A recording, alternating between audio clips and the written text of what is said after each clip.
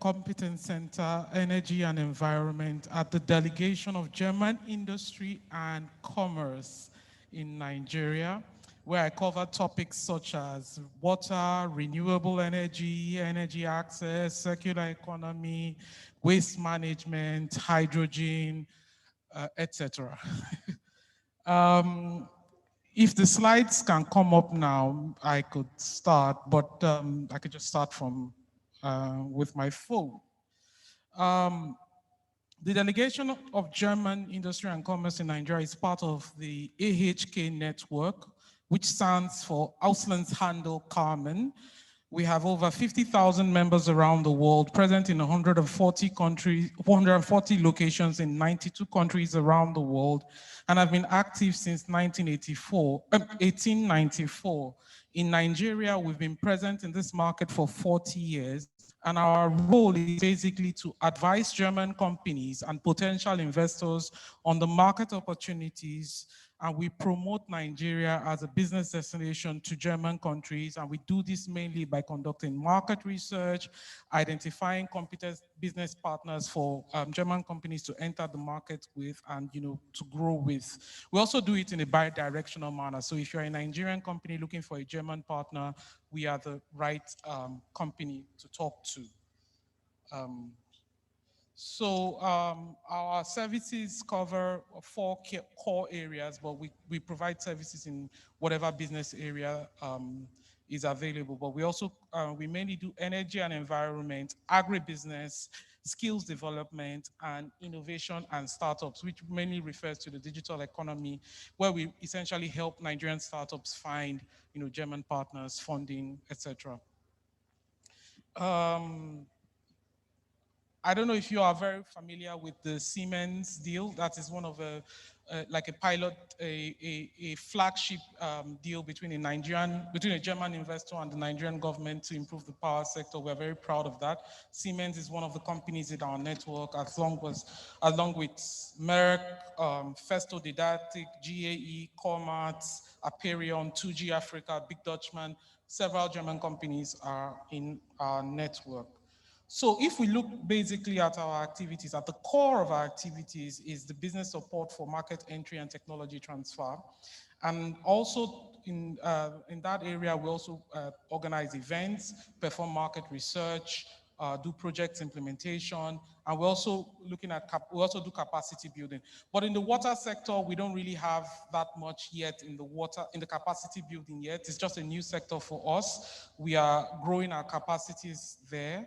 Hopefully we should have something there very soon. Because what we are doing is essentially we're taking some of the learnings and experience we've had from energy and trying to replicate that in water as well.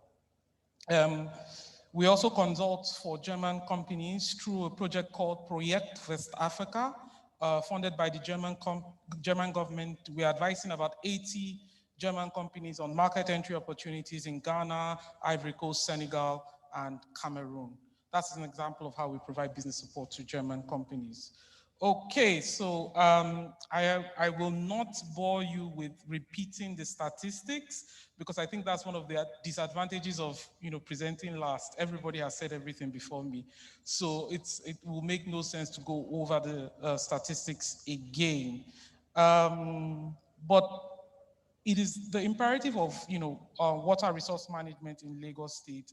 It's like everyone has said, it's bi-directional. It's both in the area of clean water supply of potable drinking water, and waste management. And we were very active during the World Environmental Day on June 3rd, where we worked with the Nigerian Economic Summit Group for a conference. And the theme of the World Environment Day for this year was ecosystem restoration. And one of the key takeaways from that conference was how human activities are negatively impacting ecosystems around the world. And a good example would be the Lagos Lagoon. All the water on the planet today has been in existence since the time immemorial, right? We are not producing new water.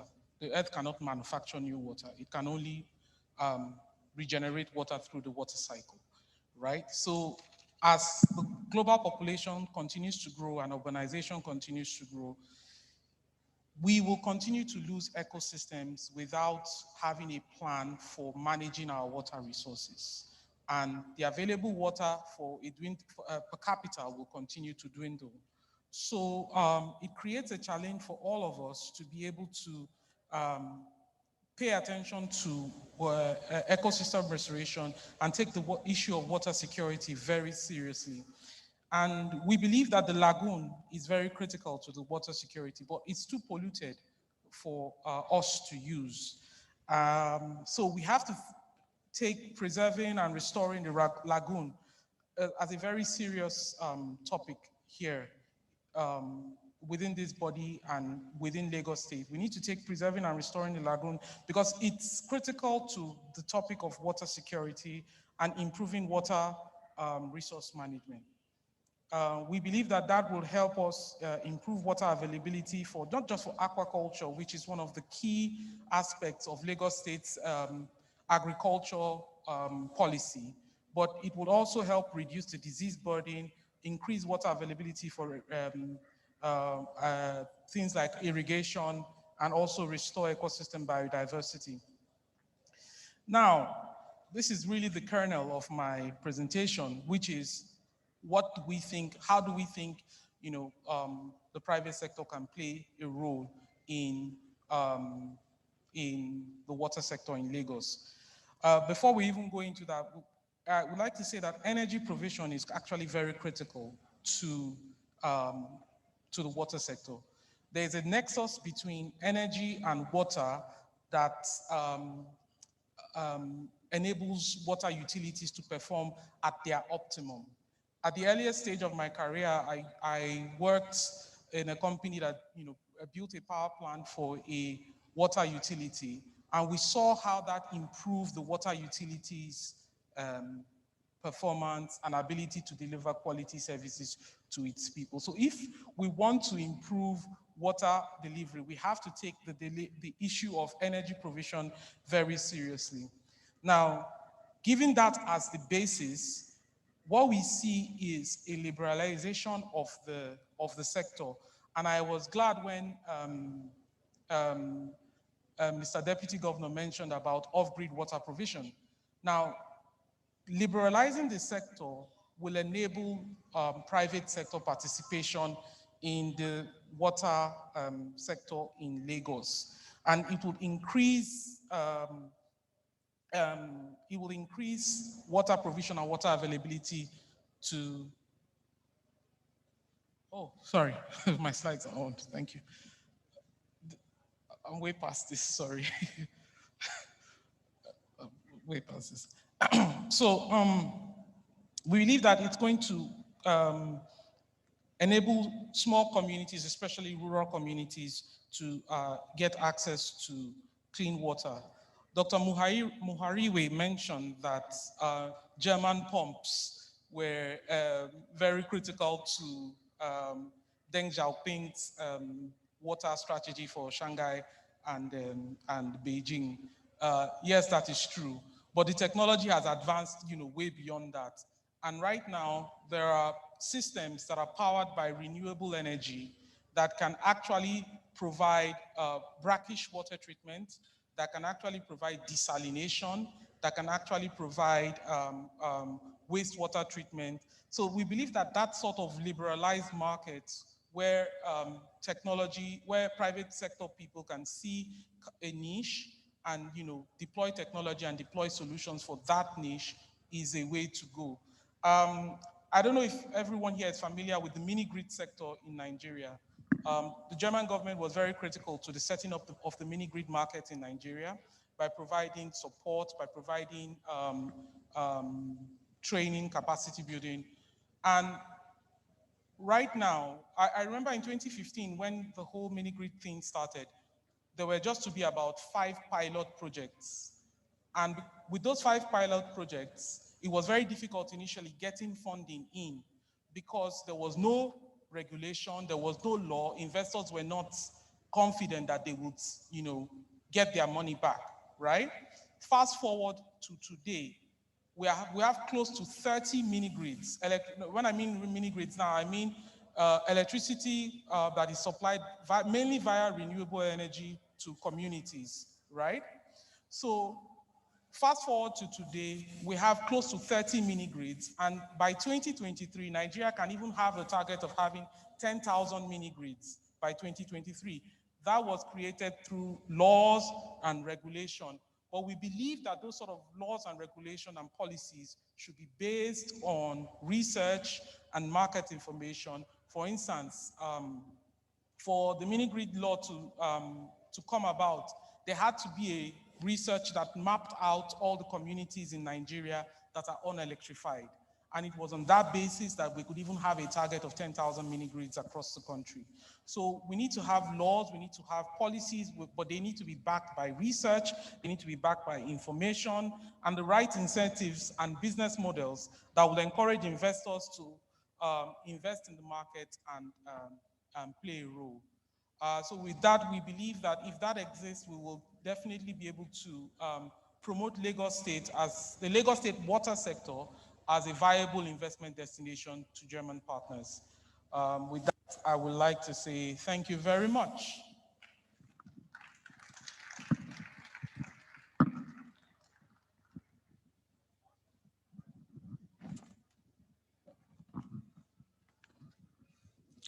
Please, can we appreciate Mr. Aiboka Godwin once again? If we are ready for the virtual presentations, do we have Mr. Mtokozizi Nkube online already? We'll take the presentation by Mr. Mtokozizi Nkube, PhD. Mr. Mtokozizi Nkube has been in the water sector for over 2 decades and has been involved in various roles and projects in at least 13 countries within the sub-Saharan African region, mostly within the public sector. He is currently a principal water resource management and development officer with the African Development Bank. Please, let's put our hands together to formally welcome Mr. Mtokozizi Nkube, PhD, as he joins us virtually for his presentation. He is our second keynote speaker.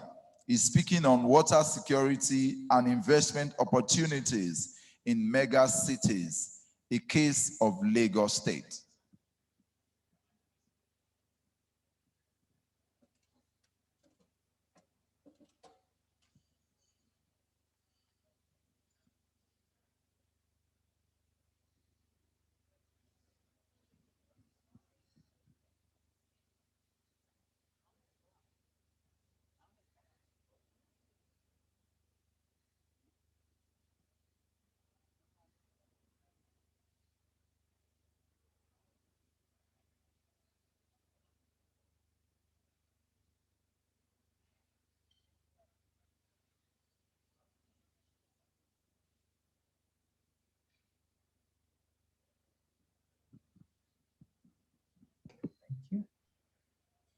Good afternoon, colleagues. I hope you can hear me now. Let me try and reshare my presentation. Can you hear me?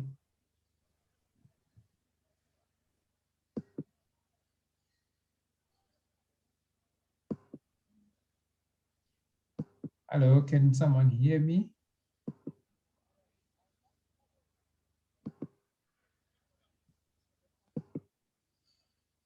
Okay, I assume you can hear me loud and clear. I'm presenting this on behalf of my director, Oswald. He couldn't make it here today. So I will take you through our presentation from the African Development Bank. All right, so what I'm going to talk about is in terms of water security, the key dimensions that influence our lack of water security, or the absence of water security and talk a little bit about the drivers of the water risk, as it were, and talk then about our context as Africa, and particularly within the Lagos State. But fortunately, a lot of stuff has been said upfront. And then how we as a bank are responding to the water security challenges, and how I also in turn can strengthen investment in the water sector as a collective. I think what is critical to understand, I think this has been mentioned by a couple of people before, around the key dimensions of water security, that the first and foremost aspect is around our health and our livelihood, as it were, as people, and making sure our ecosystems are able to produce the water that is required and be able to live in, as it were. And all centered around the resilience of both the people, the economies, and the ecosystems. And what we get as an output or an outcome for most of us is really the availability of water, to say we are able to get water as and when we require to have it, like as in the resource. But at a household level, to be able to access that water, as it were, and be able to use it. And most critical is around how safe that water is, how potable is it, how adequate, how reliable, how resilient as it is as a system. Are you able to open a tap and be able to get it? I think there's been a lot of talk to the effect that, unfortunately, right now in Lagos, we are not able to do that. And what is a bit sad is that we've got quite a number of drivers of water risk that make us not be able to get these outcomes. And they range from your population growth right to your natural disasters, as it were. I think they've touched on some of these aspects, but one of our major key drivers of water risk relates to the population on one hand and the funding on the other side. I think it has been mentioned that by 2050, we expect to have the population in urban centers to have doubled, meaning our slums will increase. The poor infrastructure that is existing right now will become even poorer. And when we increase our population, while on the other hand, our economic growth is going down, and we've got a lot of inflation right now that is happening in the country. And then we've got COVID that has come to do wonders for us. So that has really messed up a lot of things. That has made our economies also suffer in that aspect. All this within this environment of underfunding in terms of the required expenditure. So it makes our risk even far much more pronounced, as it were. And if you look on the climate side of things, even if you are those people who deny that climate change is real, but one of the key issues that comes out is that if we're talking about Africa, as it were, we might not contribute the highest greenhouse emissions and the like, but out of the 10 countries in the world that are the most climate vulnerable, 7 of them are in Africa, which means we're actually at the front end of things as Africa. And our droughts are getting longer, and they are affecting even the energy sector, as it were. And it's not just about the lack of water. It has an impact ranging up to 25% of our GDP that are lost to floods and droughts on an ongoing basis. And locally in Nigeria, Lake Chad has diminished by 90% since the 1960s, which is something quite significant. So we get this increase in pressure on water resources that really drives what we are able to do as an economy, as it were, as economies of Africa, as it were. And if you look at the cost of water security, if you look at the Nigerian aspect, which is highlighted there in red, you'll find that if we were to invest just 5% of our current GDP, it will take us 32 years to be able to get to the point where we want to. And you can see the costs, and we are nowhere close to actually achieving those costs, as it were. So in context, our current issues, based on all the issues that I've talked about, is that we're at a situation where 68% of our African continent, people don't have basic sanitation.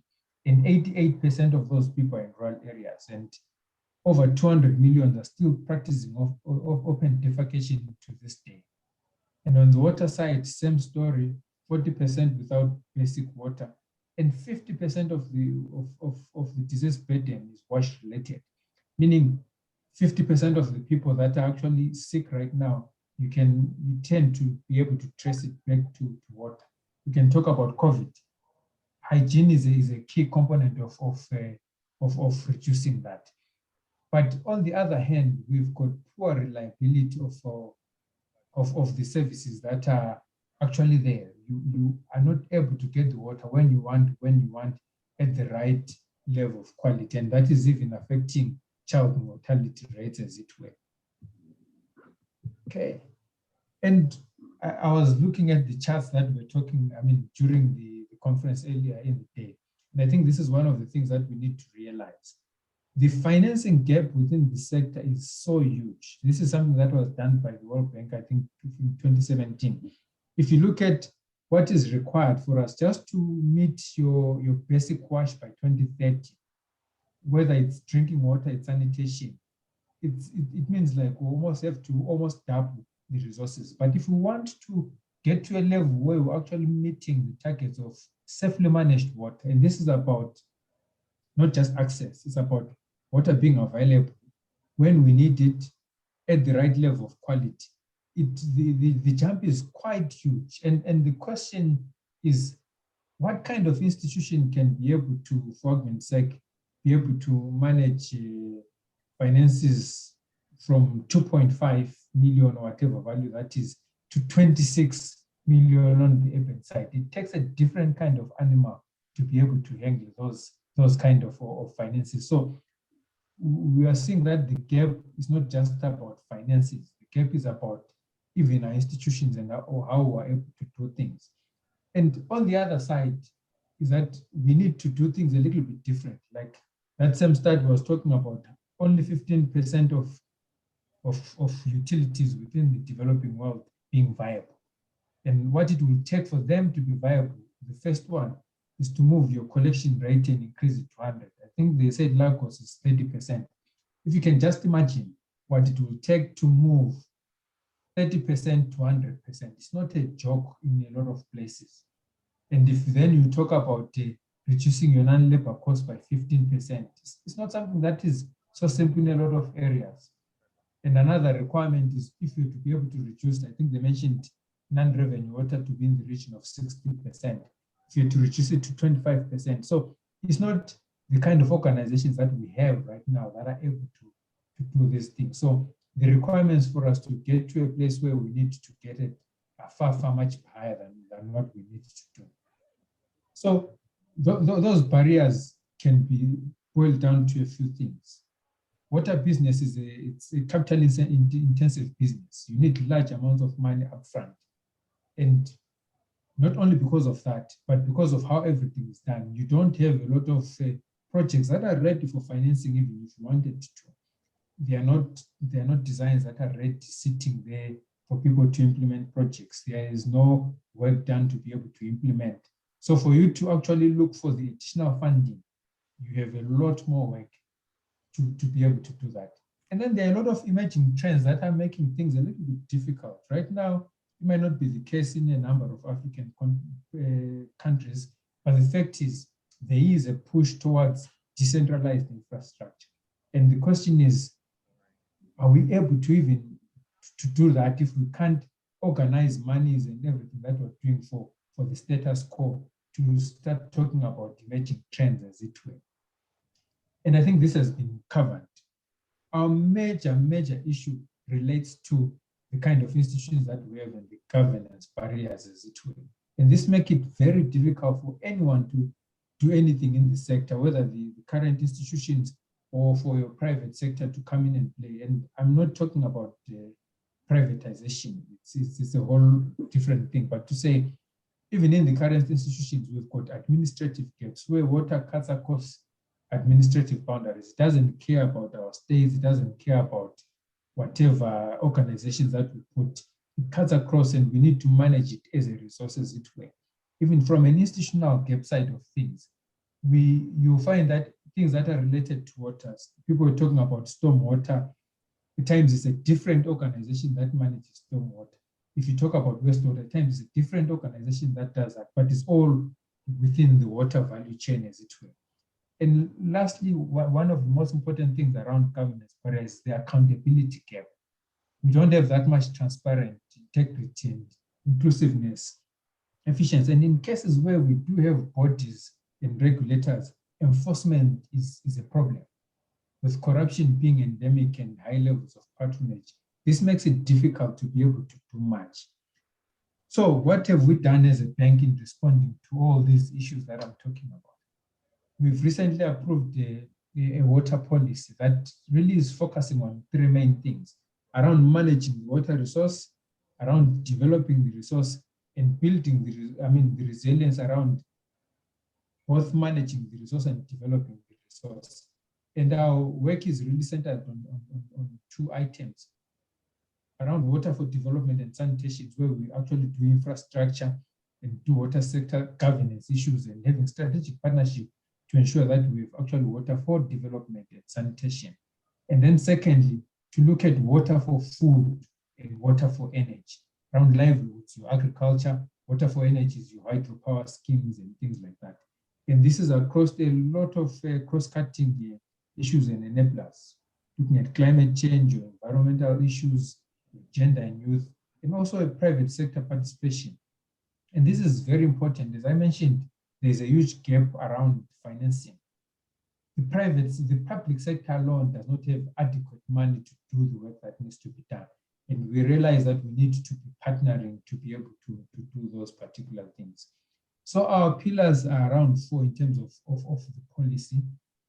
Again, looking at the resources, trying to make sure that we do a lot of integrated and sustainable water resources management, and then be able to move that right across the value chain of water supply and sanitation, water for food and water for energy, going along again with your cross-cutting issues and enablers, as it were. So our main key programs are in 3 areas. There's a lot of upstream work. Upstream work includes all the work that is around policy dialogues. We realize that there's a lot of change that needs to happen within institutions to really start thinking, helping all of us think in this way, to say the challenges that we have require a new set of thinking. It's things that we probably have not done before that we need to start doing. And our policies need to align and adapt to that particular work. And aligned with that is to realize that we need projects to be able to finance, to fund projects. We need to prepare them, make sure they are ready for any player who wants to participate in that work. And also to start doing a lot more of analytical work to really inform the work that we do, inform the policies that we do, inform the projects that we select. So that is a lot of upstream work that we do. And obviously the main thrust of our work is around new project investment and implementation, where we actually finance projects. We do the actual implementation of those projects and the monitoring and evaluation of it. But the other aspect that we are working on, which is actually quite important, and that we need to really do a whole lot more as a collective, is around advisory work. And that really allows us to really say, we can be a partner and advise you in terms of what has been done. Because we work right through Africa, we get to have a sense of what happens, what works in a lot of ways, and be able to share those particular aspects in capacity building and being a knowledge broker, as it were, with our partners. And I will not talk too much about the Lagos context. I think a lot of things that have been done. But what I want to emphasize is that these challenges, or what can be called as challenges, actually huge opportunities. There's an opportunity of moving our installed capacity to where we want it to be.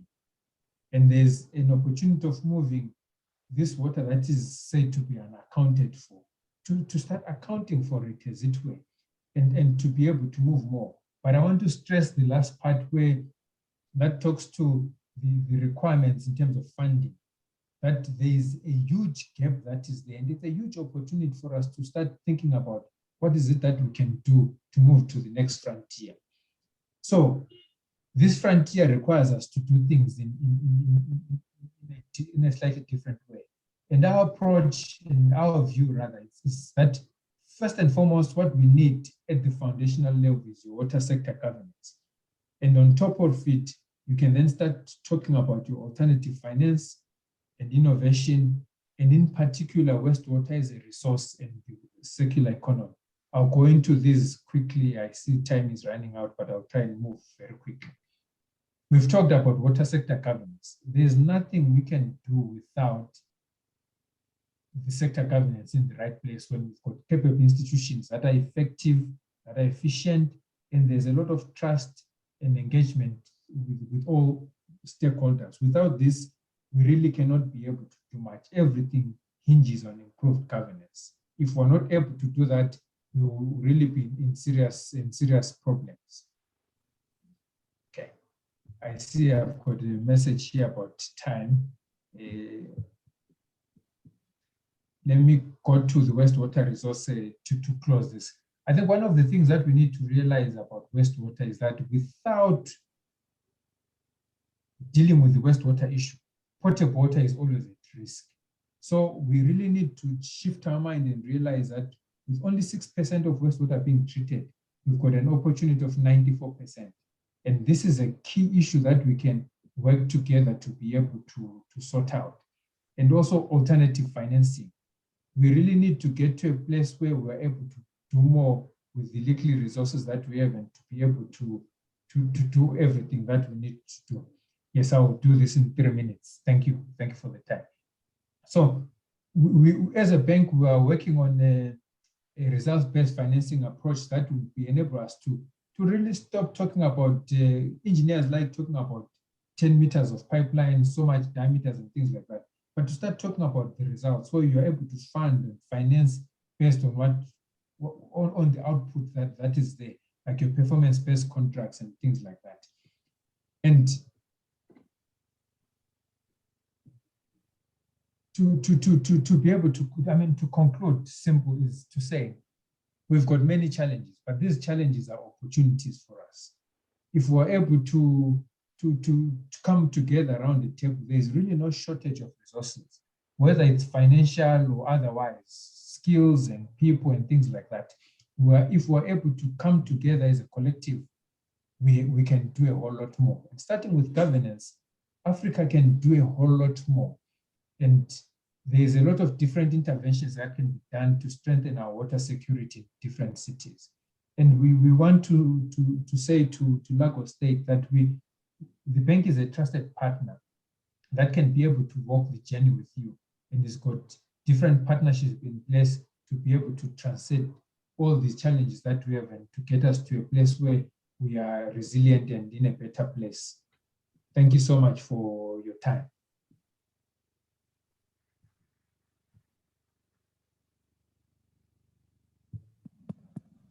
Thank you very much. So the next presentation will be on a Lagos Resilience Fund, an idea whose time has come.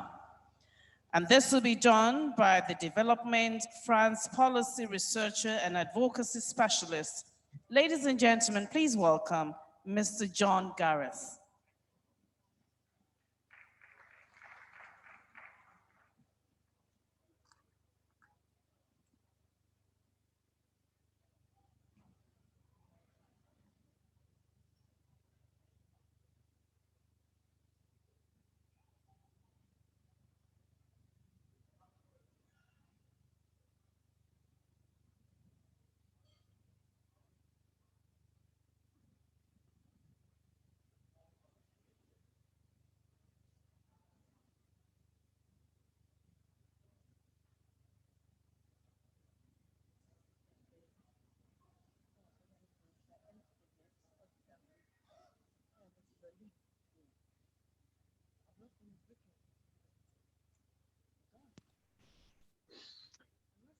Good afternoon, everyone, and thank you very much for the opportunity to attend this conference today. Your Excellency, Mr. Governor, ably represented,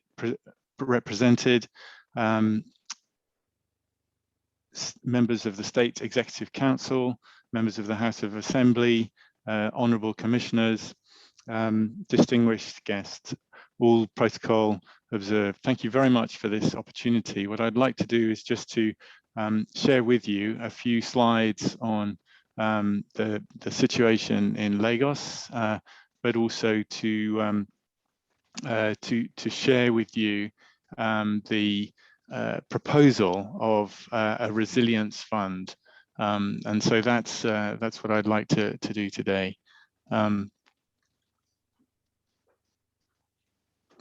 Just trying to.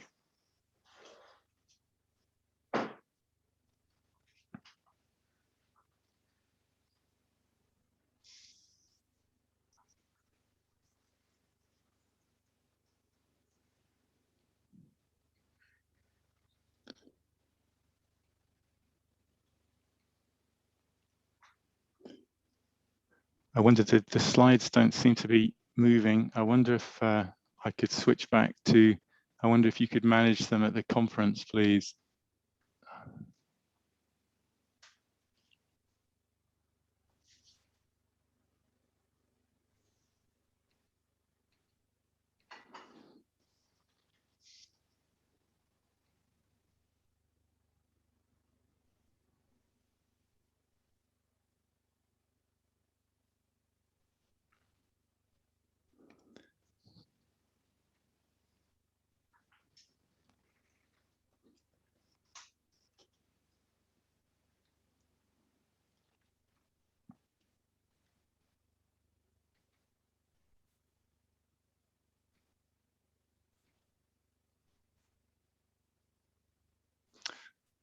I wonder if I could ask, please, if the organisers could put the slides up in the conference. Apologies, but the slides don't seem to be working from this end.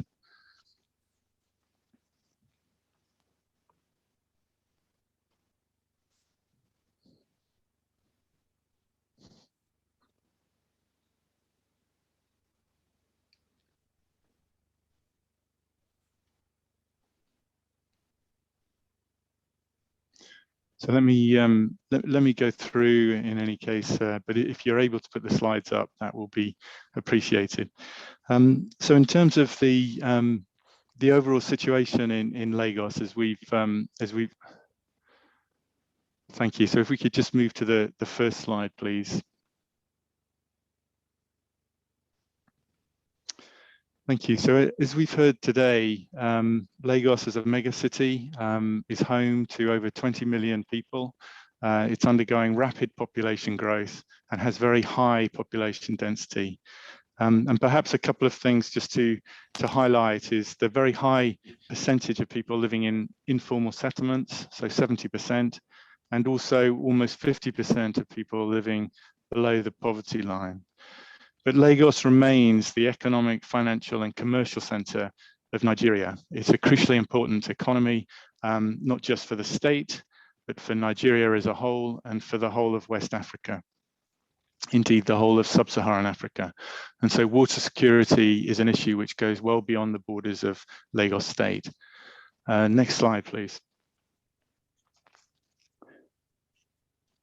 The main source of water is groundwater, as we've heard today, and all the challenges around protecting that are so important if water security is to be maintained. There's a pollution risk, particularly in terms of industrial pollution, but also from poor levels of sanitation. There's also risk of saltwater intrusion, which is made worse by the impacts of climate change. Next slide, please. And in terms of the water sector, this shows the network which is being managed by Lagos Water Corporation. And we've heard today about the plans for Adian water treatment plant. But one of the things also which is crucial for water security in Lagos is the supply of electricity. And as we've heard today, there's many opportunities for this, but some of the independent power plants which are delivering the energy supply to Akute, to the intake at Akute, to Iju and to Adian water treatment plants, it's an erratic supply of electricity. And I think this is one of the opportunities which other speakers have mentioned, is to really think about how the supply of electricity can be made more reliable, and thinking about renewable sources as well. And so we were very pleased to hear recently how the Ministry of Energy and Mineral Resources has been working with Lagos Water Corporation around providing renewable energy, solar energy for the Adian water treatment plant. And I think that shows some of the innovation which Funke Adepoju was calling for during this conference. The sanitation sector, we see high numbers of the population relying on on-site sanitation system.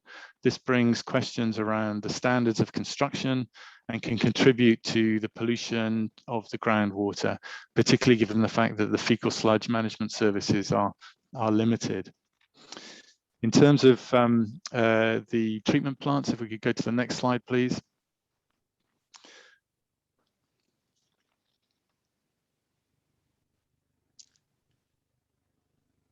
In terms of the treatment plants, we see that there are 4 waste water treatment plants. There's 3 modular septage pre-treatment plants, but there's also disused federal government-owned wastewater treatment plants. And I think this really highlights, when we're talking about attracting investment and financing into the sector, it really emphasizes the need that there's a need for new infrastructure, as we were hearing from the African Development Bank, but also crucially, the issue of operations and maintenance, which has come up in terms of the discussion around tariffs.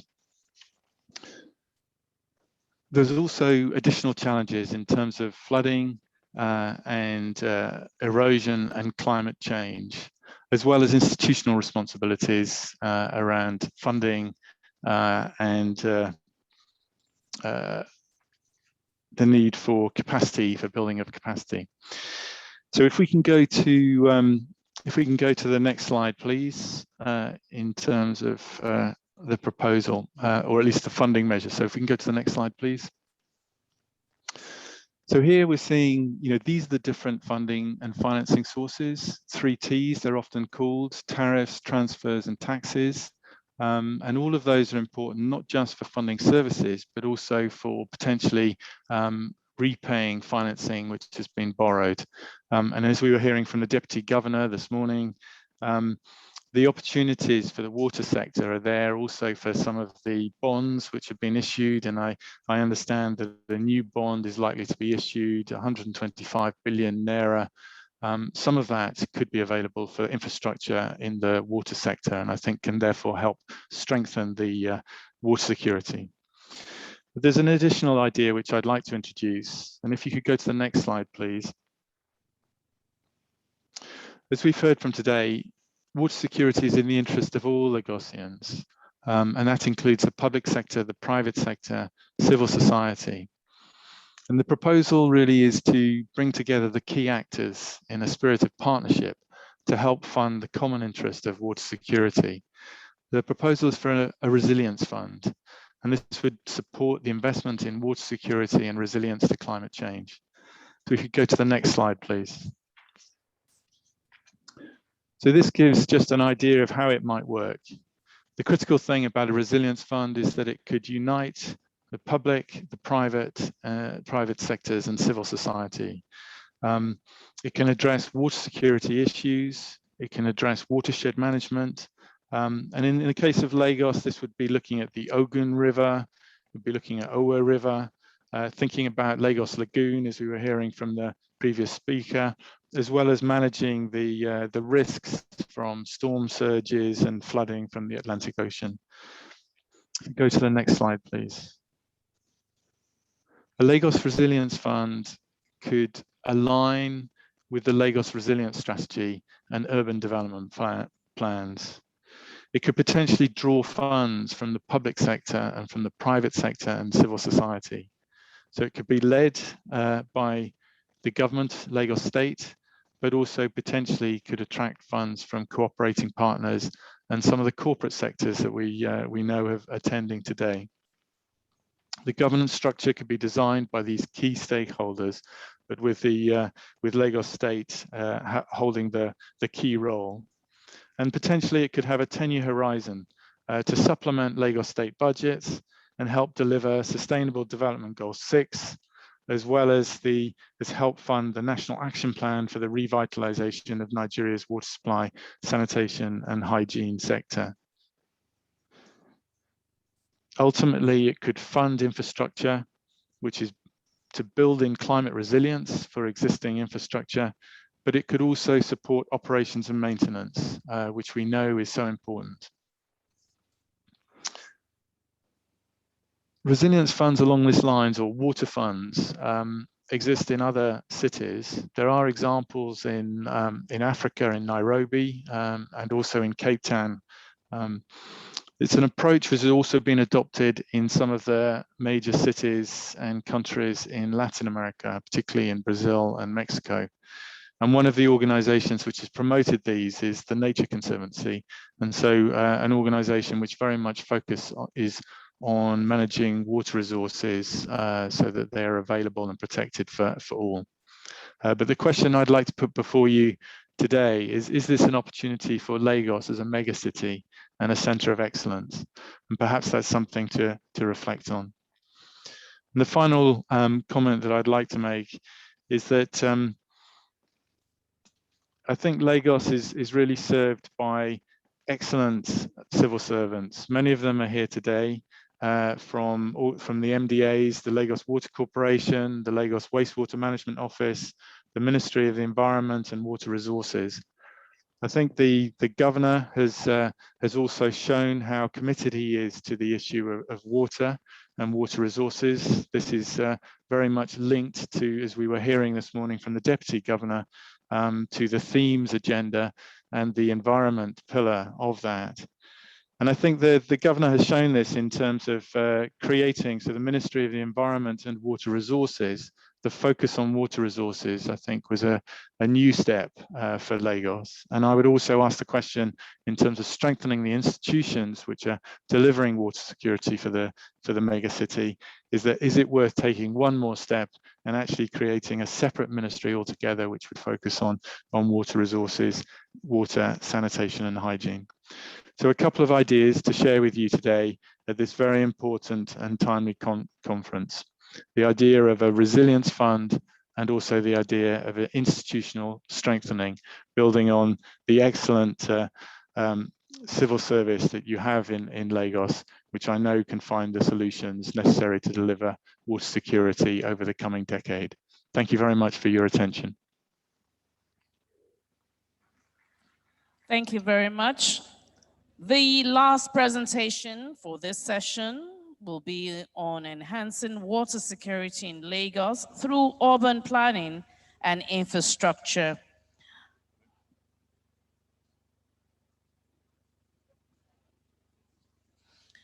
All right, and this will be done by the lead Master Planning and Urban Design, Shepherds Robson, UK. I'd like to welcome Mr. Charles Scott. Mr. Charles, can you hear us?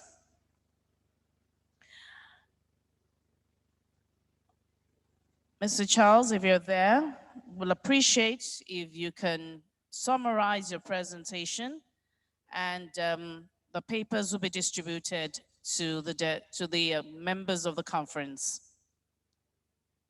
Is Mr. Scott ready?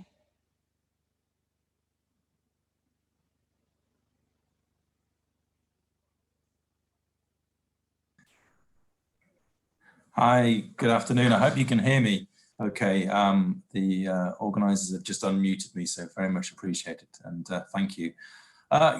Good afternoon. I'm hoping you can see my screen. I'm sharing the screen from my end in London here, and thank you very much for inviting me. It really is a tremendous opportunity and a real honor to present to you about a subject I'm very personally passionate about, and relating to a city I'm also very passionate about, the city of Lagos.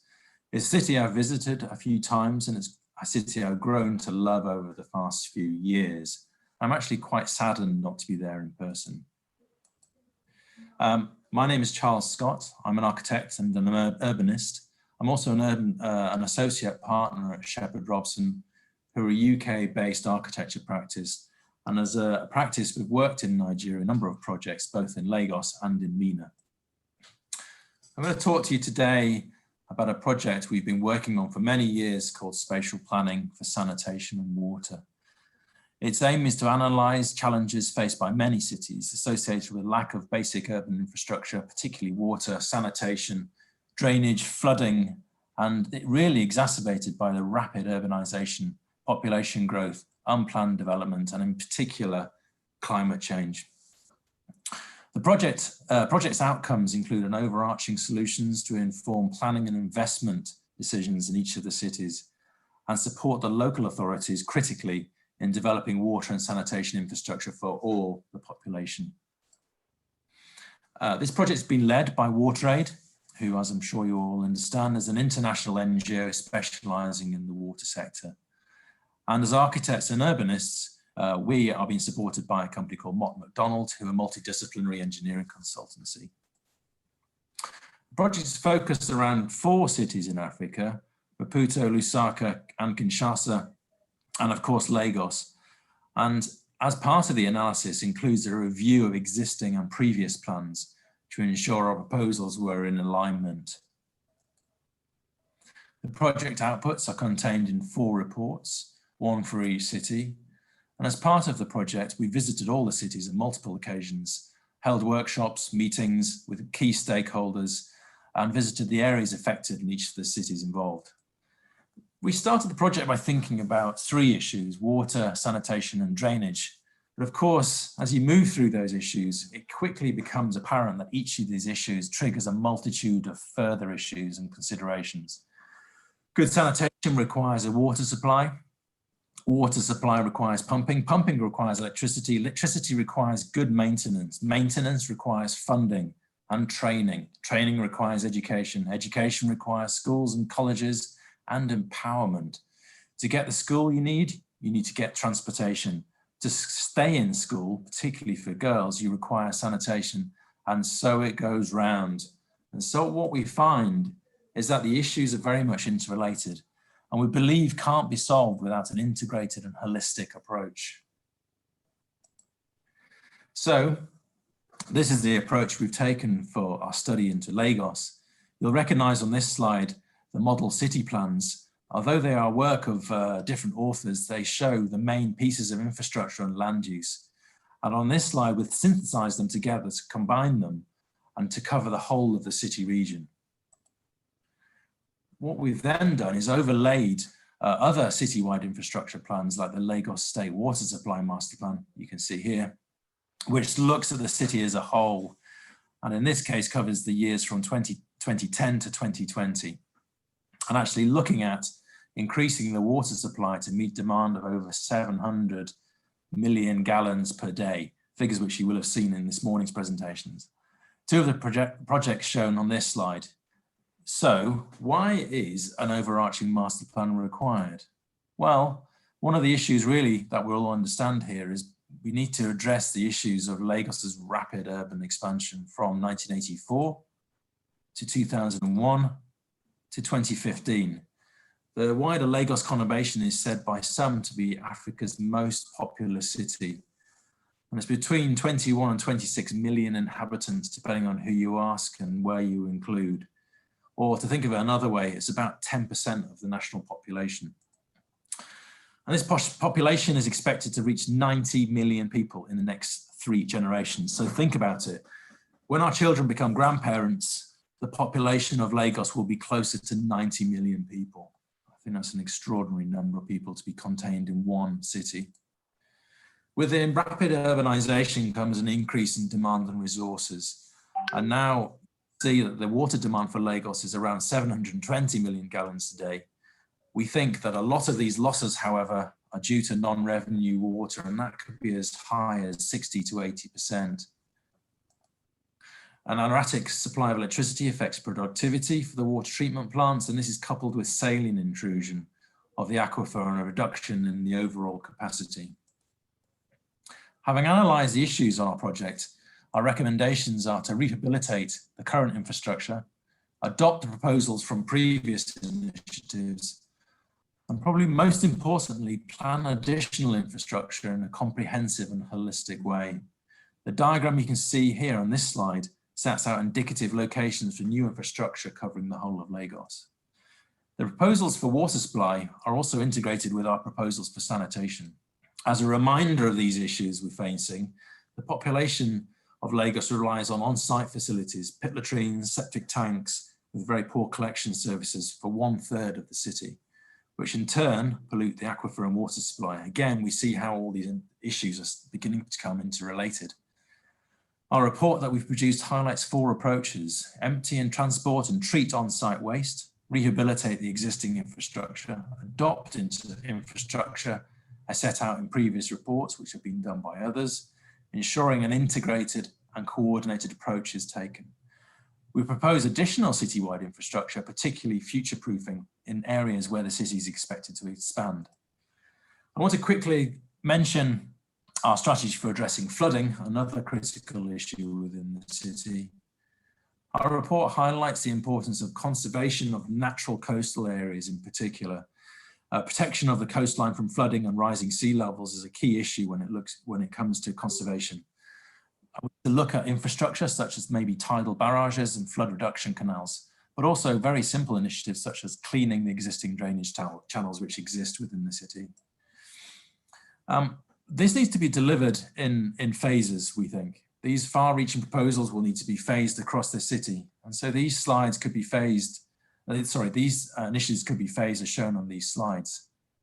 And as you see, the proposals keep expanding, and the implementation of the infrastructure in areas include areas of future expansion expected to preempt and importantly future-proof the urbanization of Lagos.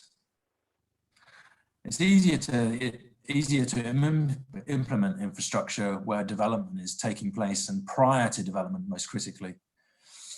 Okay, in the short time I've got left, I just want to talk briefly about our experience in London, really as a comparison to the kinds of issues which are experienced in Lagos. Because what we've got to remember, of course, is that the effects of climate change are felt globally, not least in London. The slide you can see here shows an area which is the largest area of developed but undefended floodplain in England. And it's an area which is just west of the City of London. And the estimated economic impact of a major flood is currently estimated to be about £1 billion. And because of climate change, we're expecting the damage could be twice as that by 2055. And in particular, there'll be serious flooding in the past few years, particularly in 2014, when actually 1,000 homes and many businesses were affected.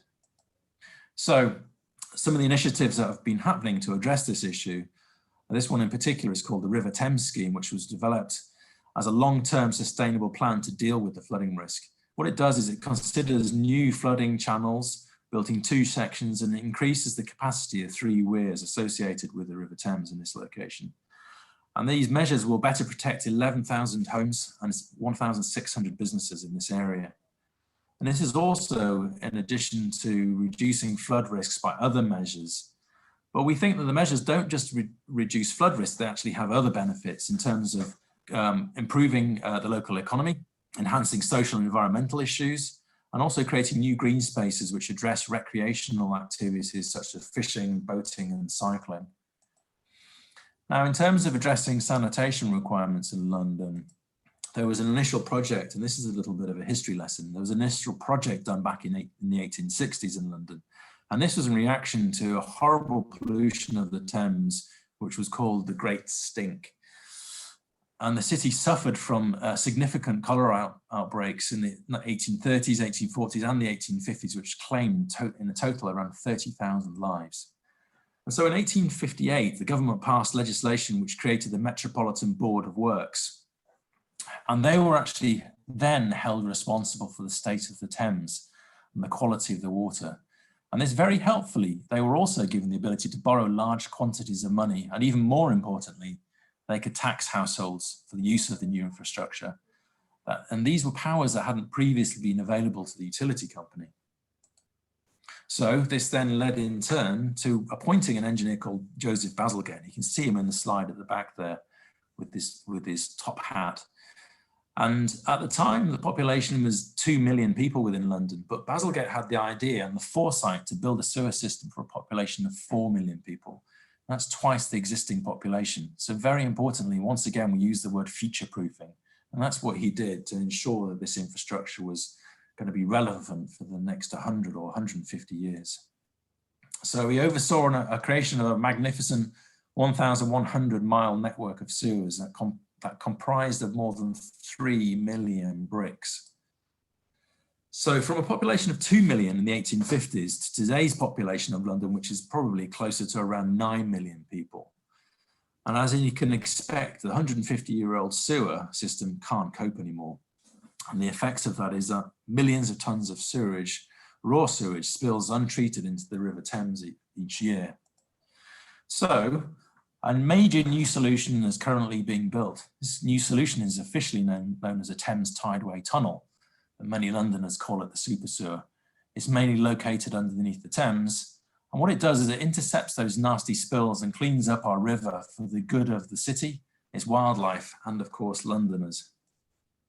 The new tunnel is built around 25 kilometers long. It starts in West London and is built at a depth of between 30 and 60 meters underground. It intercepts and stores sewage waste when the sewers are inundated during a heavy rainfall, and when the waste is pumped away from the Thames and it can be treated. It's costing around 4.2 billion, and it's being paid for Thames Water customers like me, who are of course extremely happy to have their annual water bill increased by £80. I actually don't think that's a tremendous amount to pay for the system which has been introduced. The project has made some excellent sustainability commitments, such as moving the spoil from the tunneling process by barge along the river, and also planting 2 trees for every 1 tree which has been removed by the process. They also have a rehabilitation scheme for employing ex-offenders, and an apprenticeship scheme and a training academy. So 150 years ago, the infrastructure brought with it tangible improvements to the built fabric. The new sewers created new places to enjoy the city, making the city greener and more livable. You can see on this slide an area called the Embankment adjacent to the Thames, and under this area here is actually the new sewer, which was created 150 years ago. And it has very close parallels in present times. So this slide here shows the new landscape spaces to be created as part of the new super sewer currently being built. So you can see that these projects take a holistic view on their approach and their benefits, not only addressing critical issues of sanitation provision and preventing flooding, but also creating a lasting legacy of new spaces for recreation. And probably most importantly, improving education, training, and creating new jobs. So the benefits became a long-term integrated and holistic legacy view to infrastructure provision, which I very much think is the very best approach for infrastructure provision for a city, for both London and of course, definitely for Lagos. Thank you very much for listening.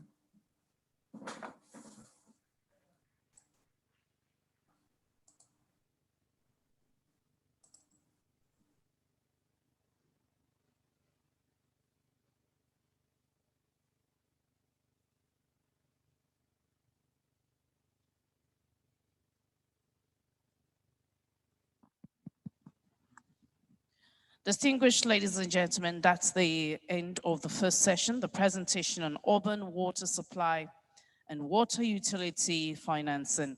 Now, this is the part where we divide the hall into 2 groups.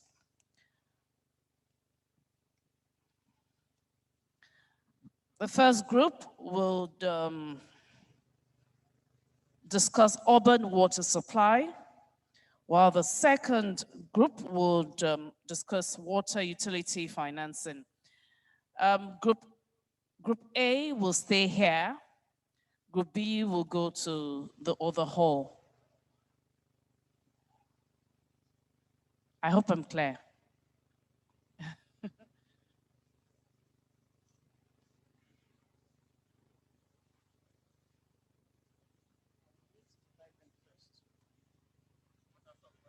Water supply remains here. Water financing moves to the upper hall. Is it clear enough? And we only have 30 minutes. Your facilitators will be there. The speakers will be there. So For financing, water financing moves to Upper Hall. Water supply stays here. So we only have a few minutes to get to our halls, and we only have 30 minutes. Now, the facilitator for water supply is engineer R.A. Ayeni. And the chairman of that session is engineer Kasim Ali, the chairman, Federal Capital Territory Water Board, Abuja. The panelists, we have the Honorable Commissioner, Lagos State Ministry of Agric, Ms. Bisola Lusoya. We have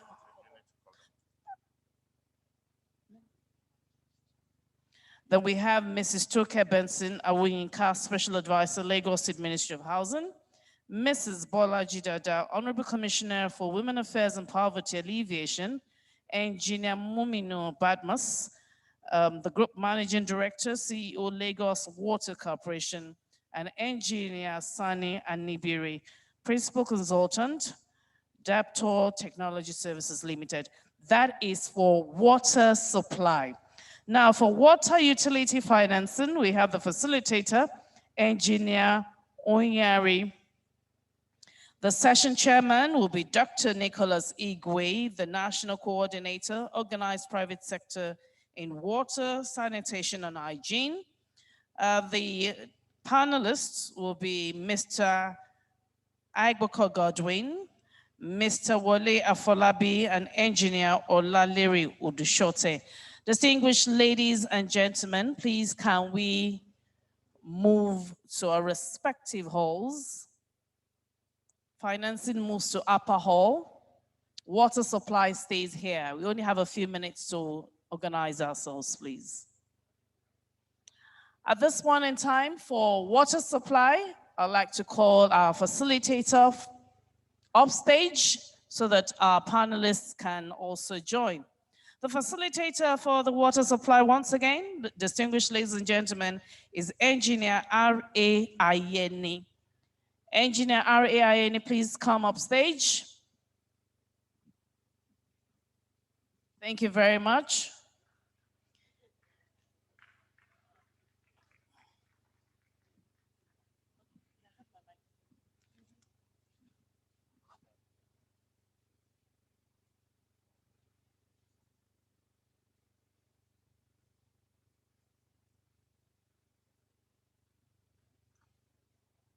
I believe we are all set for this session. Can I go ahead? Okay. Let me sustain the established protocol by just saying good afternoon to every one of us, and you are welcome to the session, which is urban water supply. Basically, we are all familiar with the maxim, water for life. And I would like to add, without adequate water in terms of quality and quantity, not being available, definitely that cannot be urban. All you will have is what they call slum. But nevertheless, to do justice to the topic today, we have in our midst one of us. When I say one of us, I mean those of us in the engineering profession. And the concern happened to be our 26th president in our own society. When I say our society, I mean Nigerian Society of Engineers. And he was also once the chairman or the president of COREN. I have the pleasure to invite Engineer Kasim Ali, fellow Nigerian Society of Engineers, FCA RUB, NPOM, MNI.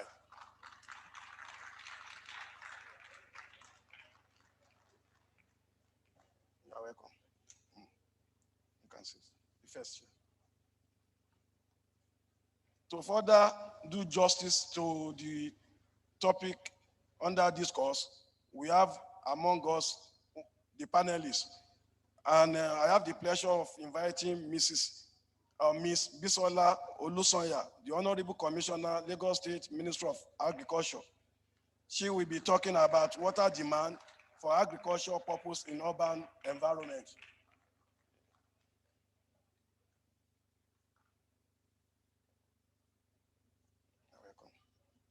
In addition, meeting water demand for public and private estate, that aspect will be handled by Mrs. Toke Benson Awoyinka, who happened to be the special advisor to the governor on Lagos State Ministry of Housing.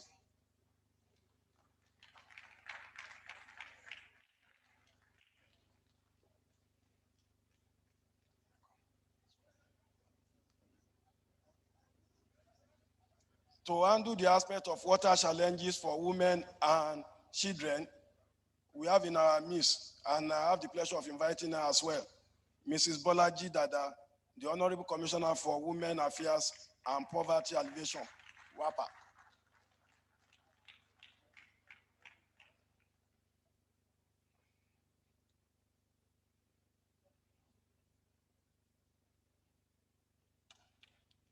Because we are gender sensitive and social sensitive in our selection, we have the pleasure of inviting Engineer Mumuni Badmos, the Group Managing Director, stroke CEO, Lagos State Water Corporation. He will be talking about water supply in Lagos, the challenges and infrastructure gap.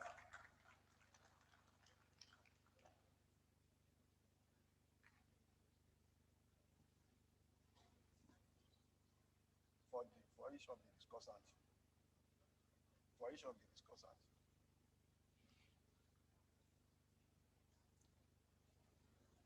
To handle the aspect of water security and sustainability, I have the pleasure of inviting Engineer Mrs. M. Sonny Anibiri, Principal Consultant, Daptoy Technology Services Limited.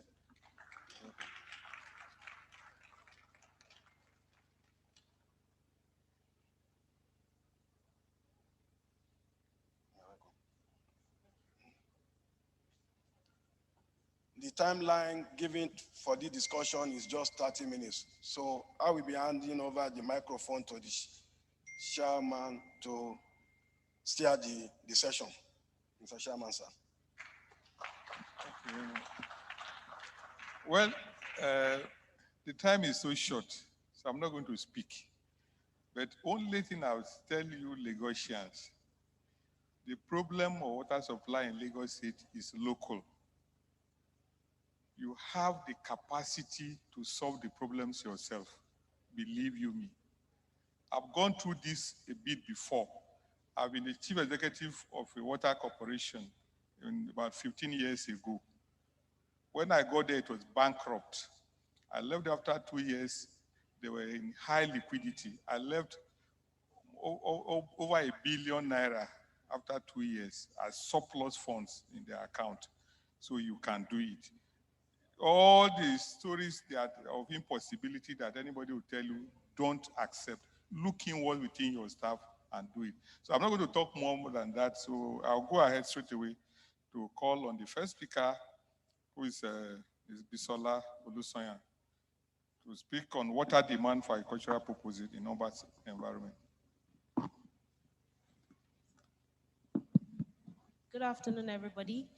My name is Abisola Olusoyan, Honorable Commissioner for Agriculture, Lagos State.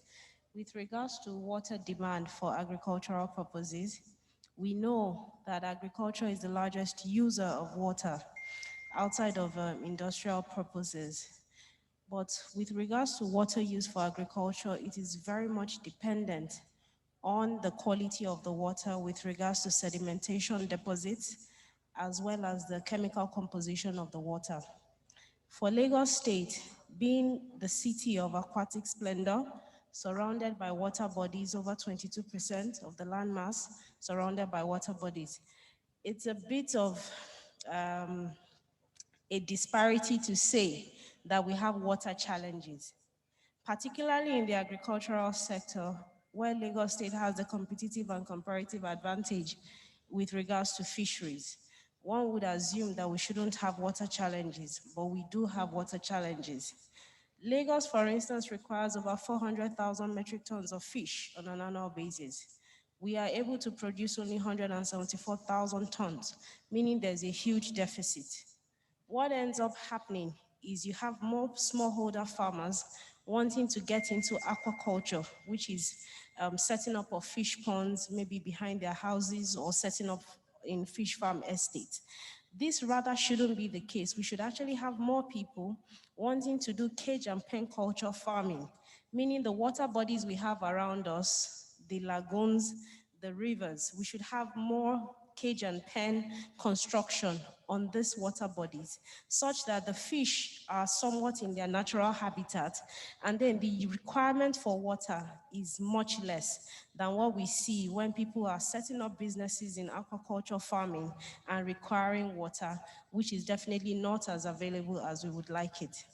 Also, we are talking about the rice farming, or in terms of rice production in Lagos State. Rice is one of those crops that requires such a huge amount of water. Rice is a staple food crop globally. I think it's the second largest traded commodity, food commodity in the world. And rice also has an impact on food security globally, because with regards to the carbohydrate concentration and the amount of strength it's able to give to an average laborer, it is a highly sought after crop. But with the requirement around water, we would be in big trouble, not just as a state, but as a country. In countries such as Vietnam, Thailand, they are putting together a lot of technology development around how water can actually be managed for rice cultivation. And we believe the same approach is required here in Nigeria, and particularly in Lagos. Even though we would not get into much of crop farming around rice, and rather into the value processing, which is where the rice mill comes in. A lot around how water is utilized and recycled, which is where the effluent treatment plant comes in, is what we are looking at around reusing 80% of the waters for rice processing. Thank you very much. I'm sorry we are pressed for time, and I've even been asked to reduce the time from 5 minutes to something smaller. But I'm going to be defiant and see whether we can still do some 4 to 5 minutes. So we'll take the next speaker, Mrs. Toke Benson Awonyika.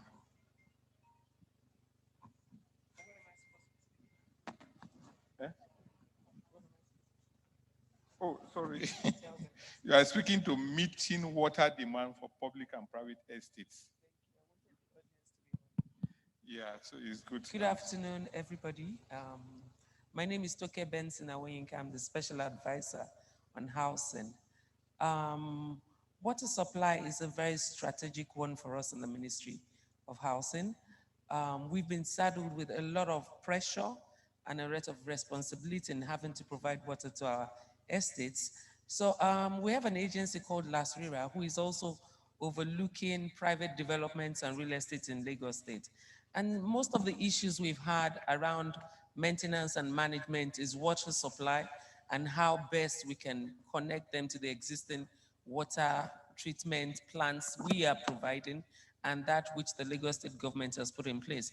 But the major challenge is that Lagos is a major construction yard.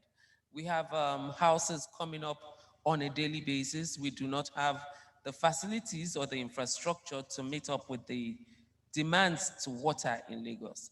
I spoke to a young lady this morning and she was talking to me about where she lived, somewhere in Etiosa, and how they're being billed for water. To connect to the water treatment facility in that estate, you had to pay a deposit of 250,000 naira.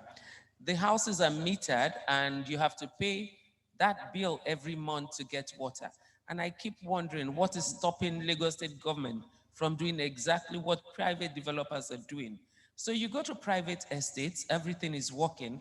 We have water treatment plants, we have sewage treatment plants, but we go to the public facilities or the public housing estates, we as a government create water treatment plants. They're not properly managed, they are not properly tended to. The reticulation is zero or next to none. Our housing estate in Ibrahim Adesanya, the water treatment plant has been built in the last 15 years, but has not served one resident. What is the reason? The people have refused to pay the bills associated with being provided with that water. So this government, the government of Mr. Babajide Sanwo-Olu, has decided to actually improve that treatment plant, do a whole new different reticulation process. We have 4 new estates, private developments coming into that particular housing estate. And most of the developers have come to us asking if they can connect to the water treatment plant. So the need for water, oh my goodness. So the need for water it's actually something that is putting us under pressure. And we would love for the Ministry of Environment and Water Resources to please do the needful in helping our people get potable and drinking water. Thank you. Thank you very much. We'll take the next paper, which is on water challenges for women and children. And this will be delivered by the Honorable Commissioner for Women Affairs, Bolaji Dada. Thank you very much. For women, the water crisis is personal because they are the ones who are responsible for finding the resources that their family would need. There is no family who can survive without water. The women need water to cook. They need water for sanitation. They need water for drinking. And it is the responsibility of every woman in the house to provide water for their family. Some women walk long distances in the rural area to get water for their families. Some child can't even go to school during their menstrual periods because of lack of water. So it is the responsibility of women to provide water for their families. And if you look at the rural areas where there's lack of water, gone are the days where people drink water direct from the taps. Even the vulnerables these days need to buy drinking water. Yes, some of us are capable of buying the bottled water, but even the poor will still need money to buy the sachet water, popularly called pure water. Pure water used to be 5 naira, now it's about 20 naira. So the woman who is poor, who is looking for money to provide food for her family, is at the same time looking for money to provide water for her children, which is not supposed to be. There is water on one hand for drinking, for cooking, and for sanitation. On the other hand, clean water for the family to be able to drink from. When a family is not provided with clean water, there is possibility of illnesses, waterborne diseases, and water view. In the past, water used to flow directly from the taps. People didn't need to go out to look for clean water to buy. We could always just open our taps, get water to drink. But these days, we all need to go out to buy water to drink. Even the poor in our society go out to buy water to drink. So water for us as women is personal because it's our responsibility to provide water for our family. And we are the worst hit when it comes to providing water for our family. Thank you very much. Thank you very much on that beautiful note. Then we'll now talk about water supply in Lagos, challenges and infrastructural gap, to be delivered by Engineer Mumin Badmus. Thank you very much, sir. I'll be very quick because all day today we have been talking about water, and that is true. I've been challenged by the Honorable SA for Housing and also the Honorable Commissioner for Agric. Yes, we do have challenges, but I will also talk to the gap. I'll talk about the gap first. The population in Lagos State is rising, and it's really stretching all our services here. And we are trying to catch up, but it continues to increase every day. It has been predicted that that was in 2015, that our population will double. We're about 24 right now in 2 decades. So meaning that we are going to around 50 or so million people. So this is the right time now to do everything. And the government is doing that. We are doing our best to really increase the water and provide water supply. Water is very critical, very, very essential. And in developed countries, They don't talk about water because water is right there for them all the time. So now, we have design capacity of 210 million gallons per day. And with our population right now, we should be at about 500 million gallons per day. That is a big gap. And we have a master plan that was shown by a presenter earlier about how we will have water, we'll be able to meet that gap and beyond. But it costs a lot of money. And I think that is what the government is working on to see how they can get more financing to assist the state in getting there. Now, the challenges that we have is this. Now, I will talk about Otaikosi. Ma'am, you have a rice plant over there. We have been mandated by the Mr. Governor to connect Otaikosi Waterworks because we have a waterworks right there that has enough water to supply water to the rice plant. That we are working on right now. We'll get there. Another thing we have is out of that 210 million gallons, because the facility is so old, all the equipments are just nothing to write home with. So the Otaikosi is fairly new. It was 2015 that it was commissioned. The 210 we have Adion, we have Iju, we have Otaikosi. Those are the last, and the chassis. Those are the large plants that we have. And we have 48 mini waterworks that is scattered everywhere. All these facilities have not been released, serviced, or the equipments are very old. Otaikosi. I mean, Iju, for instance, that was the oldest of all. You can see what the equipment is. We are pushing every day, but the government is paying attention to all that now. I'm pretty sure that before the end of this administration, because when the administration started, we gave the administration a 4-year plan. We also gave corporate strategy plan that we're supposed to be working on. Now, let me go to strategies quickly. No. I mean, the challenges quickly. The challenges are limited distribution network, inadequate power supply, obsolete equipment, high level of non-revenue water, illegal connection, and pipe busting everywhere. Everyone that the road construction that we are doing right now, way back, they are destroying this infrastructure. That is why some of the houses, in those days, it is true. You turn your tap, you run water. You can see how they are breaking all those facilities. So thank you very much. Thank you very much. Thank you. And we take the next paper, which is on water security and sustainability, to be delivered by Engineer Mrs. Sani Anibire. Yeah. Good afternoon, everyone. I allow me to stand on the existing protocol. Yeah, I will not take too much of your time because the nexus of this conference is actually this topic of water security and sustainability.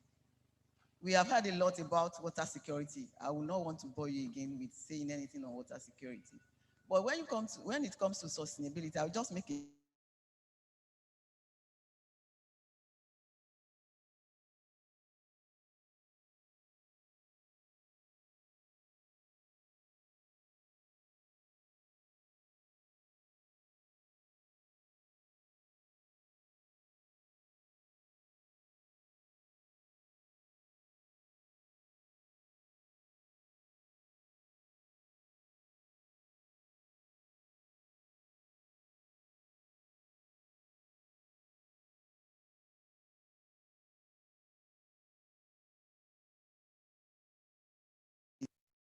Lagos State government can solve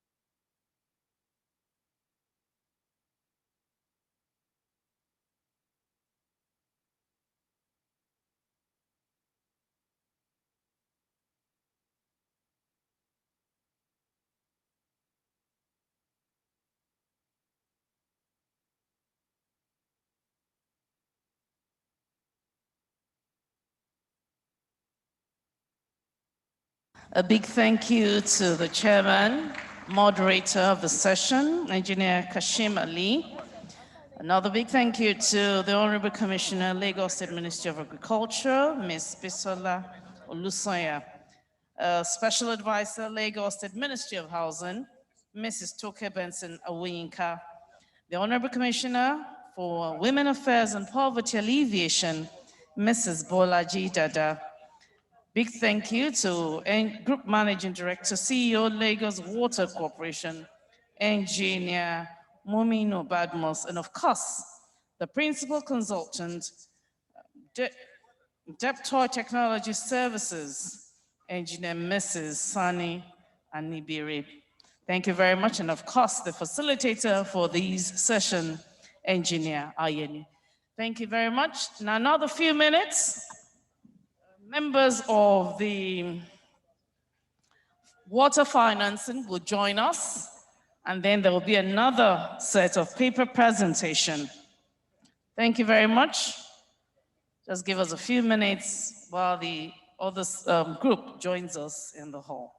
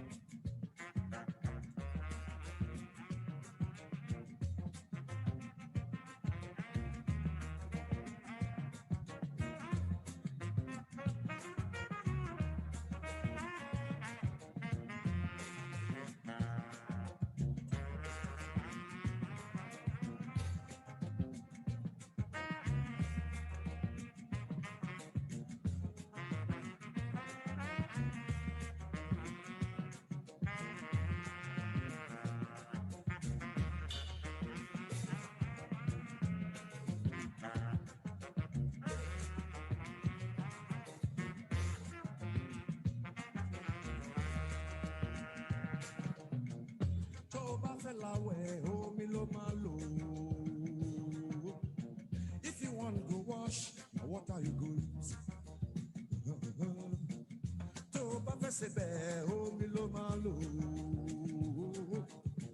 If you want cook soup, now what are you going to?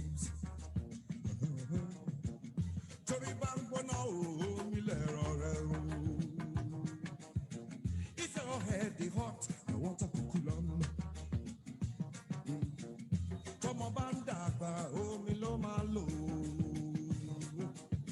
If your child they grow, water him go use. If water kill your child, now water you go use. To me back mama well, me not do malo. The song to the shake, oh malo be oh, nothing without water. The song to the shake, oh malo be oh, me you love down. Lord, if you fight them unless you wonder, I say water no get enemy. If you fight them unless you wonder, oh me you Lord, at the talk of black man power.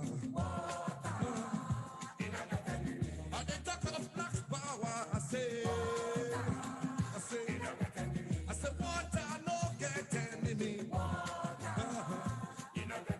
If you fight them unless you won't die. I say, water no get enemy. I say, water no get enemy. Oh, me you love you know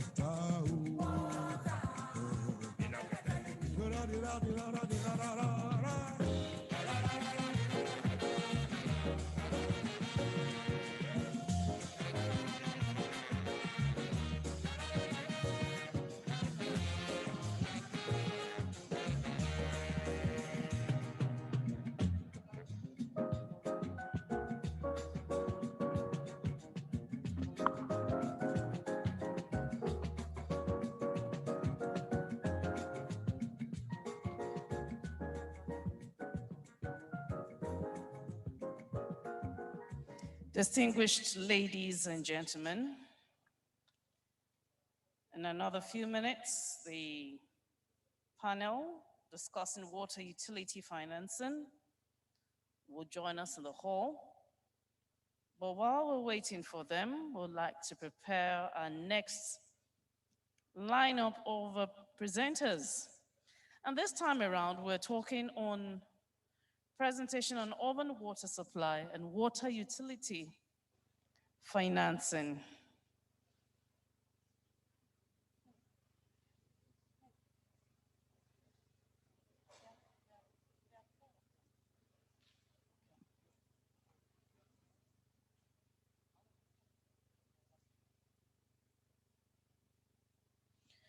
The first presenter or first presentation will be on challenges confronting urban water supply, infrastructure development in developing countries. And I have in the house an engineer with 49 years professional experience, a major part of which has been gained in very senior and demanding positions. She has experience in planning, design, and supervision of civil engineering projects with particular emphasis on the development of infrastructural facilities, especially water resources projects. She also possesses a great deal of experience of human, material, and financial resource management and has participated and led identification, appraisal, implementation, monitoring, and control of large complex projects. She was the general manager of Lagos Water Corporation between 1992 and 1996. And she was appointed special advisor for water resources to the governor of Osun State in 2013. She is currently the project manager consultant on the Islamic Development Bank funded Elisha Township Water Supply Project. Now, her professional affiliation includes fellow Nigerian Society of Engineers, member, current, and member, American Society of Quality. Distinguished ladies and gentlemen, please join me as I welcome to the microphone Pastor T.A. Williams. Please, can we put our hands together for her?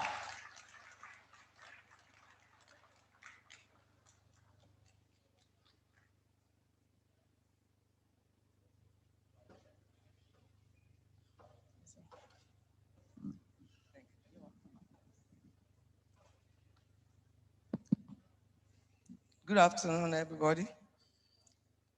I will not like to waste your time by making a presentation because since morning we have had almost all the same thing.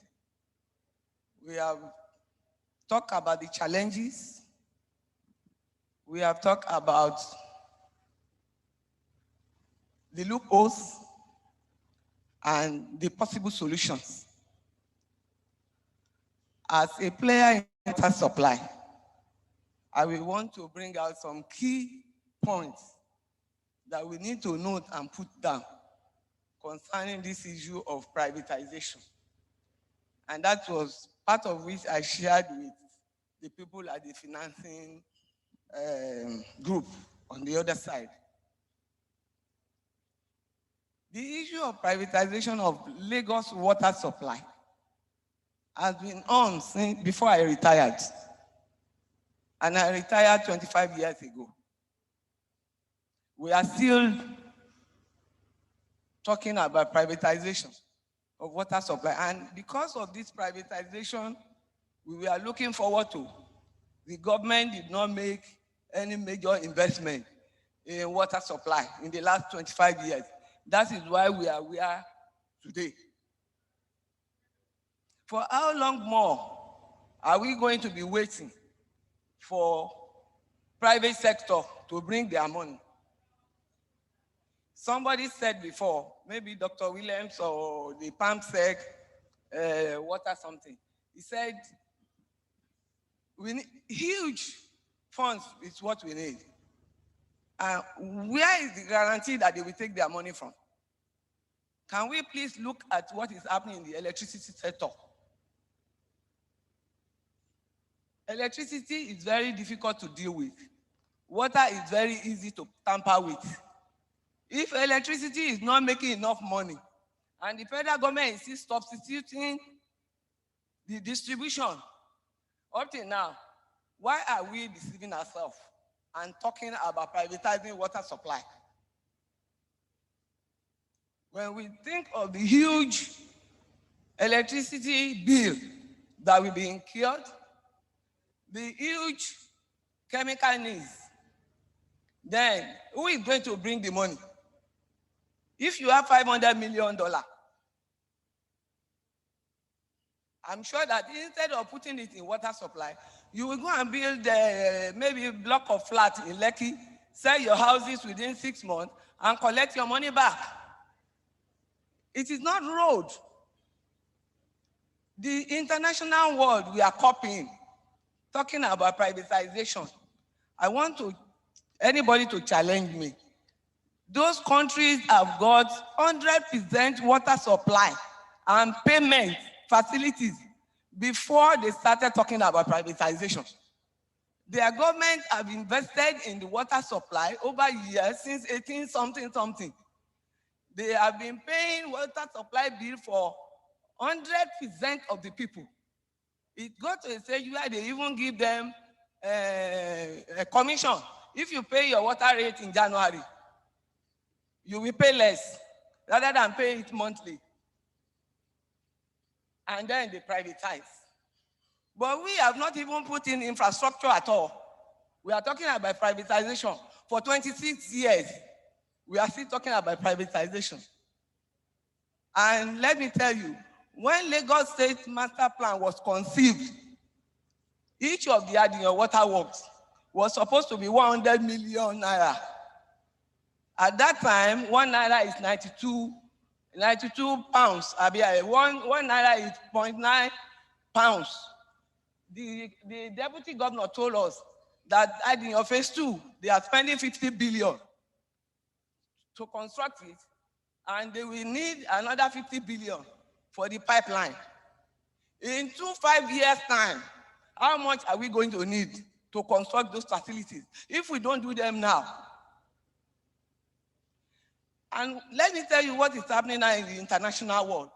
If you watch your internet very well, most of the countries, the people are crying. They want their water supply to be taken away from the private sector and brought back to municipality. Because why? The private sectors, they automate the water works, and they are dividing dividends every year. Going on smiling, forgetting about the pipe under the ground and the tank that are under the ground. In all those countries, including Britain, most of them, the pipe are leaking, the tanks are leaking, and they are not putting back the investment there. And instead, they are increasing the water charges all the time. Even in France, everybody is crying.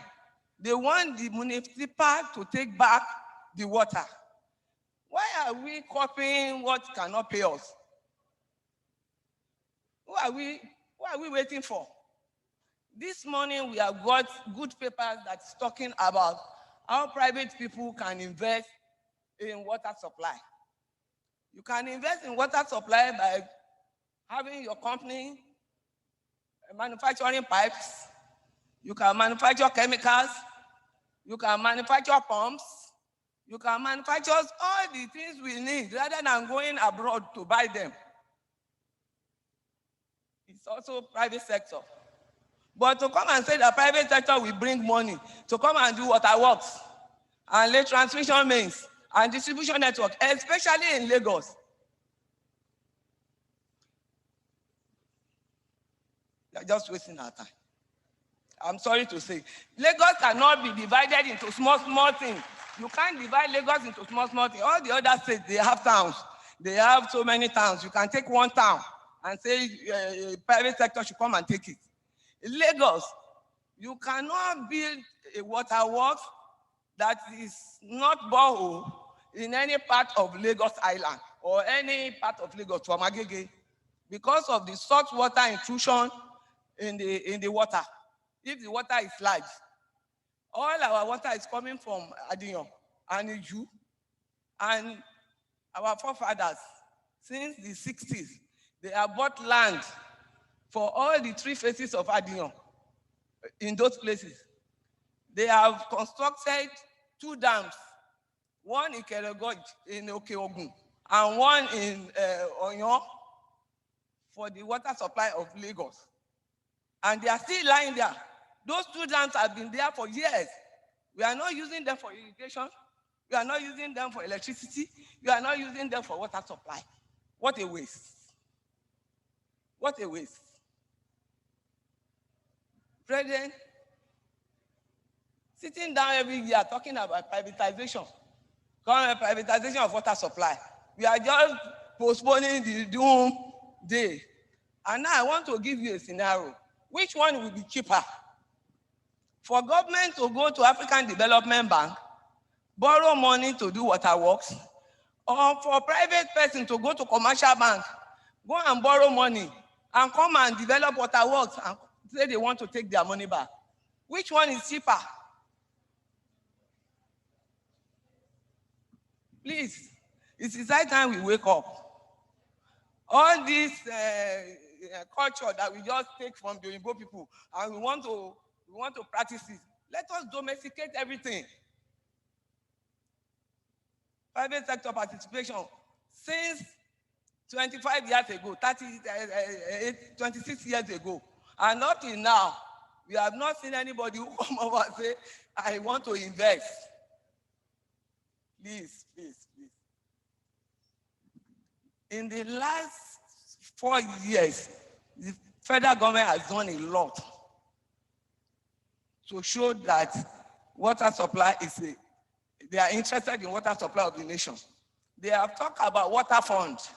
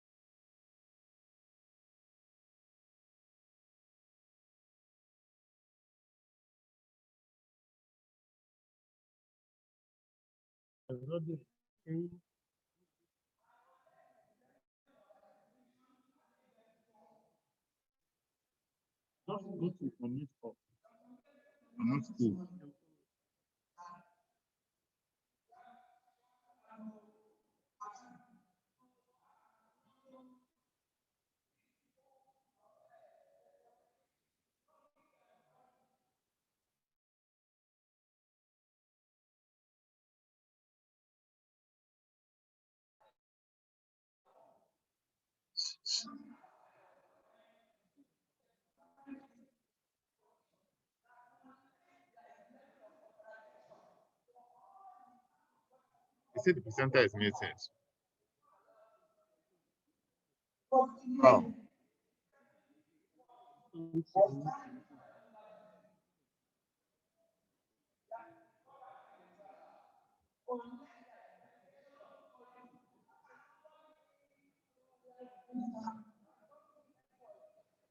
No, just only the particular person speaking. Is your own camera, is your own, that's one. That's your own mix. We are all human beings. We train our staff. Trust them and give them and let them whatever we give them. Nobody has the prerogative of holding all the money of the government and then using it to serve everybody. Everybody must know how to spend money. That's why people, when they see little money, they want to take it. Because they are not used to spending money. They have not been trained. We have to train our people how to spend money, how to be in a position and carry responsibility without putting the money in our pocket. Please, I want to leave you with this thought because I don't believe in just coming to talk for talking's sake. We are here to find solution. How do we fund the water supply of Lagos State? Thank you very much.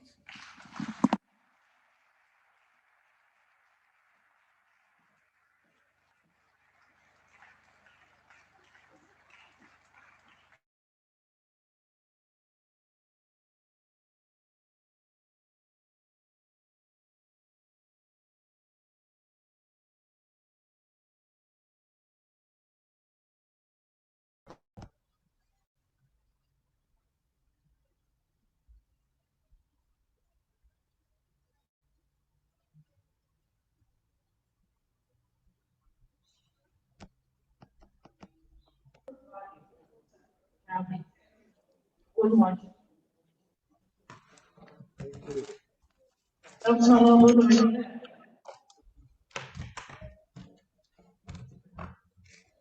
Can Dr. Nobulu hear us? I can hear you, but it's very faint. The audio is bad. I did not hear you. Am I on? Okay. Good afternoon, everyone. Greetings. Yes, you are on. May I have permission to share my screen?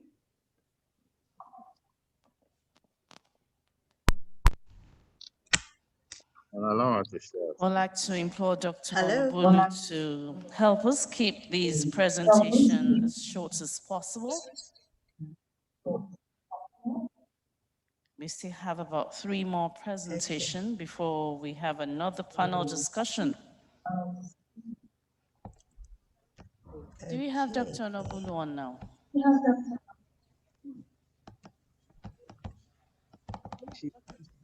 I'm here. I'm here. Yeah. Okay, I believe I can start. Good afternoon, everyone. I Yes. stand on existing protocol and I will summarize what I had to say on this topic, especially as we've had a lot from the other speakers. And because this is an international conference, I am structuring my presentation in a way that what is applicable to Lagos can also be contextualized to other places. In this particular screen, because when whatever we talk about, whether we're talking about reform, whether we're talking about financing, it's all, I just want us to remind us about the end game and the end goal. So this, what do you see? I see missed opportunity in addition to what comes to mind immediately. I see missed opportunity. These pictures are project pictures taken in 2020 in FCT. These are youth of Nigeria in Abuja digging in a hole looking for water. It's not just about the lack of education, safety and security. I also see missed opportunity when we are talking about harnessing investments for urban water security. We must ask ourselves, as some others have done, how are we doing with investments received so far? And to answer that, not just anecdotally, but also with data from Nigeria, the WASH norms, it appears that we're not doing so well. It is clear that we are not doing so well. A report of the World Bank, which was, I think, released in 2013, had predicted and said only about 25% of residents in urban settlements have direct water connections, and that if the situation continues, by 2020, only 15% of urban residents will be able to enjoy tap water.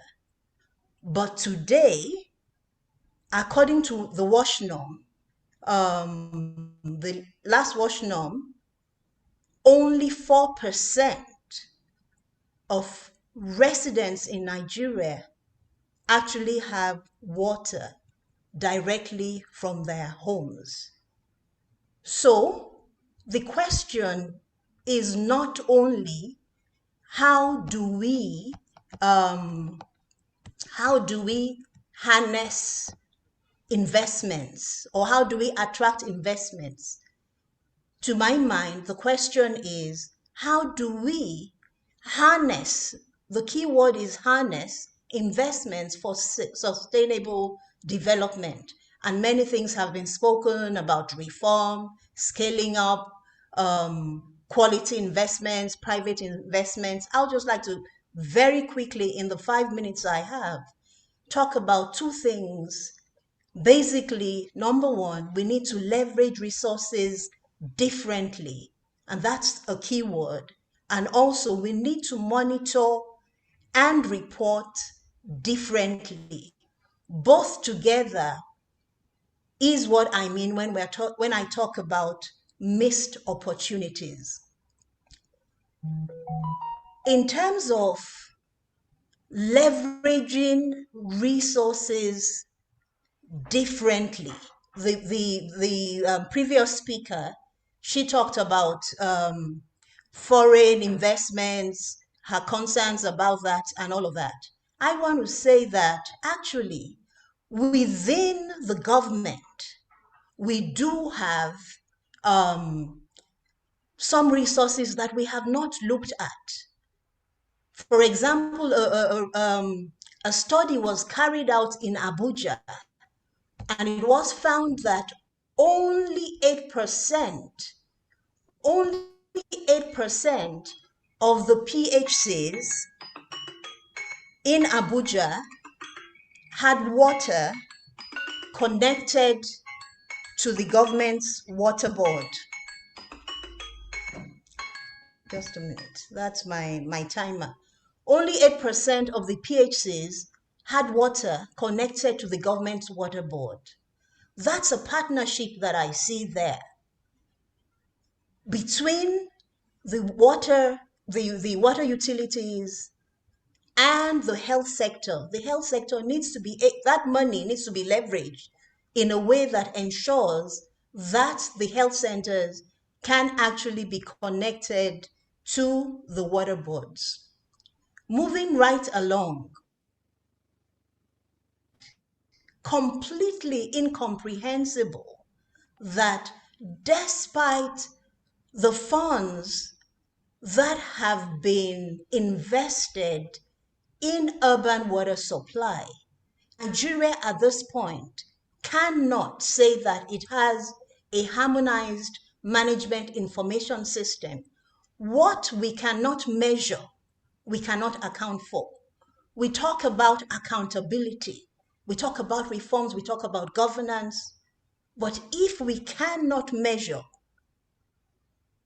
then we really have not started addressing the issue of accountability. We have the situation where different development partners, have their own M&E systems, which is not a management information system.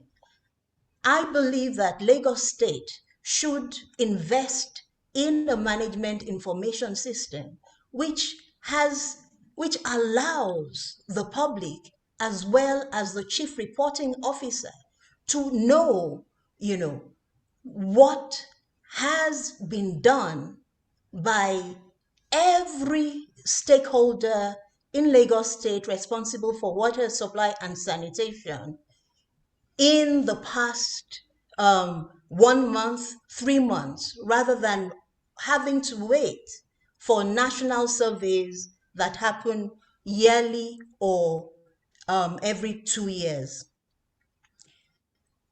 My last point on this, when I talk about monitoring and reporting better in relation to harnessing investment for sustainable development, is that we need to also maximize the opportunity of WASH.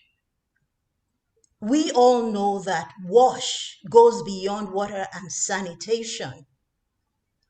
Every government spends money, invests, and wants to reduce youth employment and general unemployment.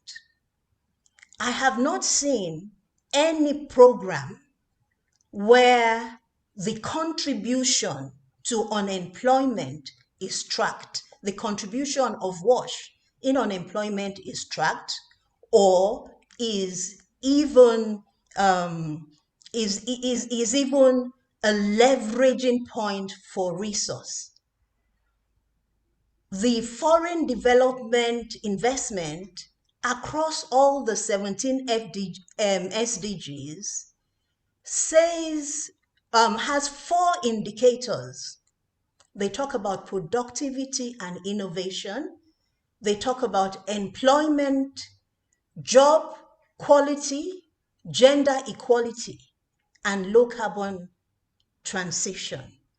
For the sector, for Lagos State to be able to harness investment differently, we need to be able to communicate to investors within government, within the private sector, domestically and foreign, the potential impact of WASH in some of these indicators, and go further to track it. My recommendations are just 4, basically saying Lagos State needs to invest in a harmonized management information system for the sector. The tracking indicators of programs like SOWASH needs to be in line with OECD indicators to track and showcase WASH contributors.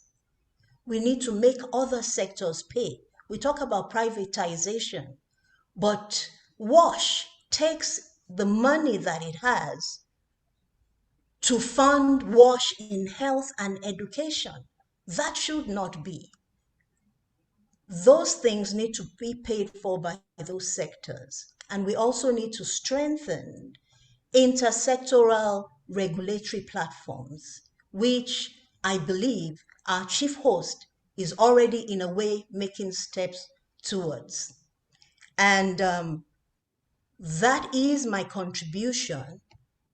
And I would just, for the next 40 seconds, crave the indulgence of the host to play this little clip showing some women's skill of joy for water that they received which demonstrates that they understand that we need to harness and showcase investments beyond the sector because the impact of WASH goes beyond WASH itself.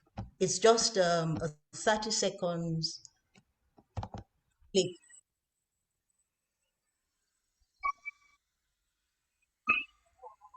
This is in Abuja, a very recent project.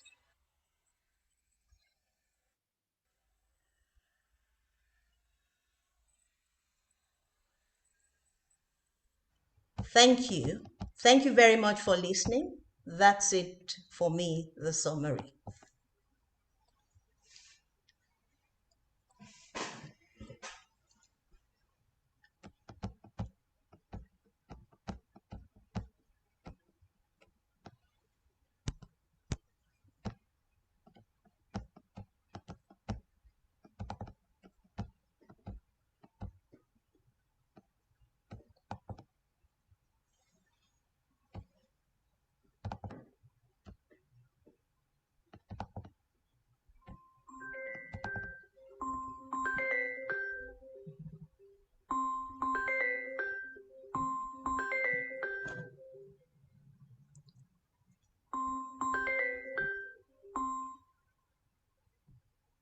My brother. Okay.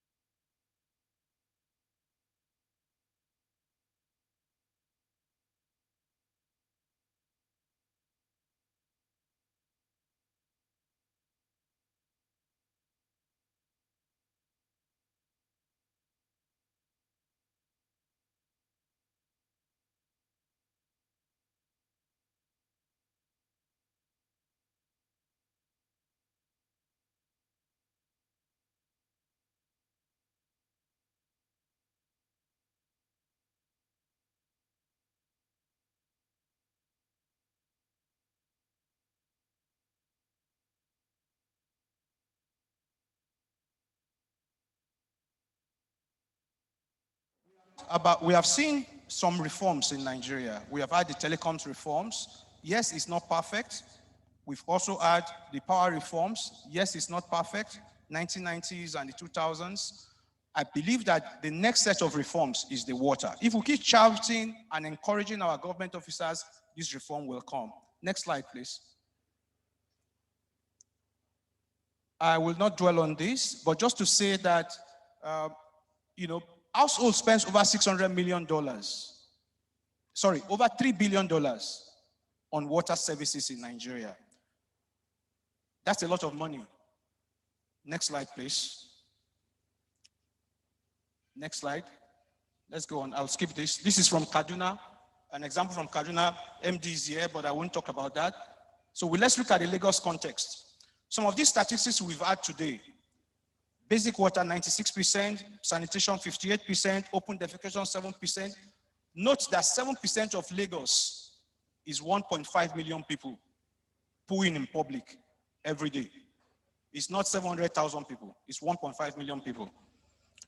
Utility performance, we've talked about 4 treatment facilities, 48 ground water opportunities, 210 million gallons per day, functionality at 93%. The 7%, the functionality at 93%, but actual capacity utilization is only 53%. Metered customers, only 18%. At 100% capacity, we've been told, Lagos will only be able to serve a third of its population. We need to improve capacity, no doubt. Next slide, please. Now, the water rate for Lagos State is only 200 naira. 200 naira, which is 0.2, about 20 kobo per liter for Lagos State Water Corporation. The percentage of water loss is 66%. And Lagos Water Corporation is making about 800 million naira. We need $2.5 billion. So look at the figures, whether we can make the money that we require. Lagos Water Corporation only has about 50,000 customers. We should be having 2 million customers. 2 million households are there. How do we harness and extend is the question. Like I said before, the population of Lagos is larger than about 37 countries in Africa. But let's look at the alternative service providers. The price per liter in the private sector, in the alternatives, the Meruas and the water kiosk is 1.2 kobo, 1 naira 20 kobo per liter, compared to Lagos State, which is about a fifth of that. A family in Lagos, if you calculate that one family buys 5 jerry cans in a day, will spend about 4,500 naira on water. If we multiply that by the number of families that are buying water every day, 1.95 households, that gives you what? The 9 trillion I talked about earlier, which is about at the lower end, $8.5 million, at the upper end, $18 million. If you multiply that for 1 year, that gives you $224 million. Multiply that by 10 years, that gives you the 2.5 billion you are looking for. If we make investments every year at this value of about $200 million, and I think the state can afford that. In 10 years that, you will have met your gap. The fear that we have of Lagos growing to 90 million people in 40, 50 years time, you will have bridged that gap. And you will have created a market where you can start making money. But the point, like I said earlier, is that is the government willing to collect revenues? Remember, households are already paying because they are paying to Meruas, and they are paying 6 to 8 times more to Meruas. Why shouldn't the government agency be able to charge adequate amount of money, lower than that amount? So if Meruas are charging at the moment 30 kobo per liter, sorry, 1.6, 1 naira 60 kobo or 1 naira 40 kobo per liter, why should Lagos State Water Corporation be charging 20 kobo per liter? If Lagos Water Corporation begins to charge like 80 kobo per liter, 1 naira per liter, it is still half of what Meruas are charging. Lagos Water Corporation will double its income automatically. The government must be willing. I put the charge to the commissioners earlier. Are they going to go to the cabinet and support the water corporation and support the water sector as a cabinet to make these kinds of difficult decisions, but decisions that will save us from calamity and save us from the poverty that we are facing today? Let's go on now to the agenda that I was hoping to set for Lagos State. I hope that I'm not taking too much of your time. Okay, I am. Okay, so let me just say, next slide, I will skip this. Next slide. Okay, please, let's go to that slide. There are 4 principles from a study that I led while I was working at WaterAid. That study supported Uganda in producing the reforms that Uganda did in 2006. William can confirm that. The first thing you must think about is your product. How do you structure your product so that it goes to the customer you are looking for? When Bonvita, we are familiar going up, buying Bonvita. We buy them in cans, don't we? What do our children buy Bonvitas in now? They buy them in sachets. That is because the economy is so reduced that people can no longer buy cans. The marketing people have reduced the can to sachets. So you can buy Bonvita to drink for today, rather than buy Bonvita that will last you for 1 month. Similarly, we must do that for water. We must find a way to structure our product. 2, we must have the right pricing. I've talked about pricing earlier, so I won't repeat it. Participation. People must be able to participate. You cannot sit in your office and design something for people in the slums, in the low-income areas, or even in the semi-urban or medium-class areas. And lastly, policies. You need to have the right policies to be able to get these things to happen. Next slide, please. Next slide. So these are examples, sorry, just before you go, just to show you some pictorials. These are examples of what I'm talking about. That is from Uganda. That's the woman fetching water in a jerry can at the appropriate rate from the water utility. When Uganda National Water under William introduced this system, you buy a token, you load your token, you put your token in that electronic system, you see the pipe going into the water jar. The utility gets its money directly from when you are charging your card. It's like you are going to buy telephone credits.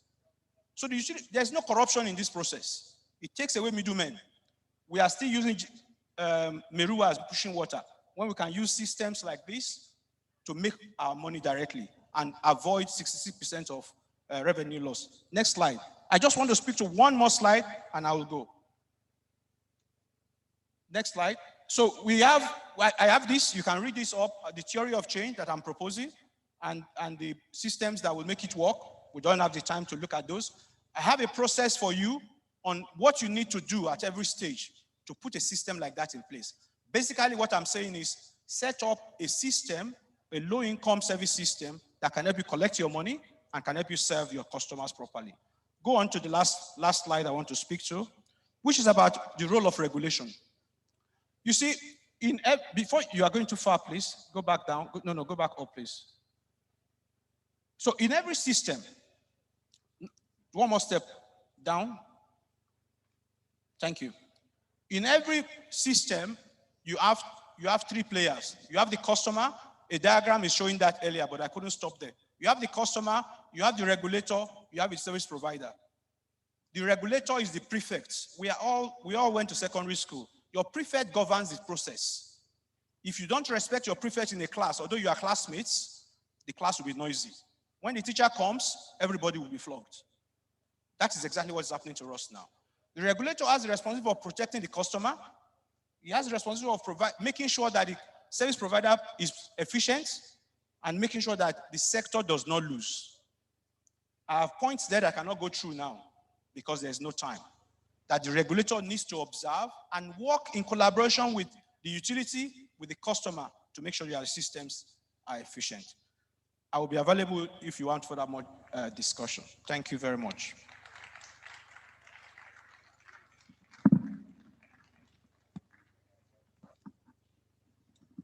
Thank you very much, sir, for that summarized presentation. We appreciate you, sir. Next, I will quickly call on Mr. Idowu Salau. He's Managing Director, CEO, Mark Press, West Africa Limited. He's speaking on water and sanitation strategy in an emerging economy.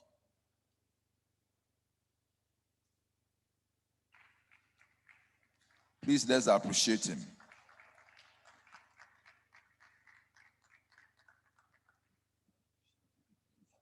Good afternoon, ladies and gentlemen. Because of time, I have slide, but I will just run over it. I am looking at the area of what we're discussing today in another perspective. Water and sanitation strategy. We are praying for water supply to be met, but we are creating more problem for we in the environment sector. The more water we have, the more problem we have, which is you produce more water, we have more wastewater.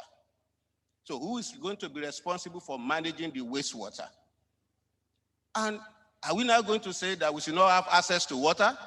No.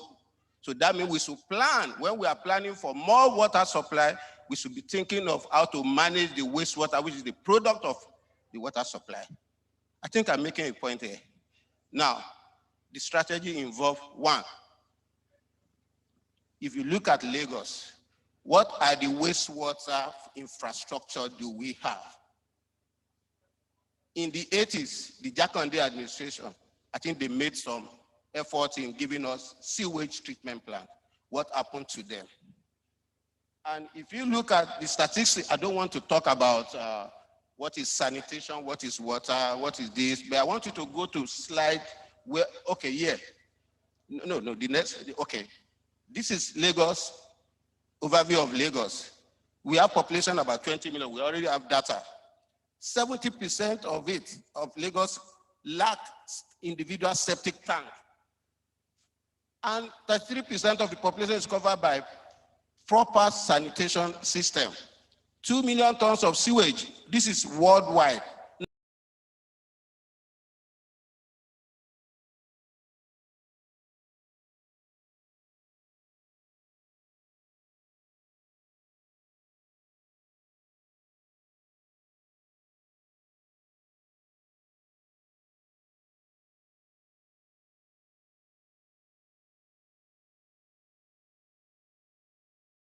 We should think of how to go about it.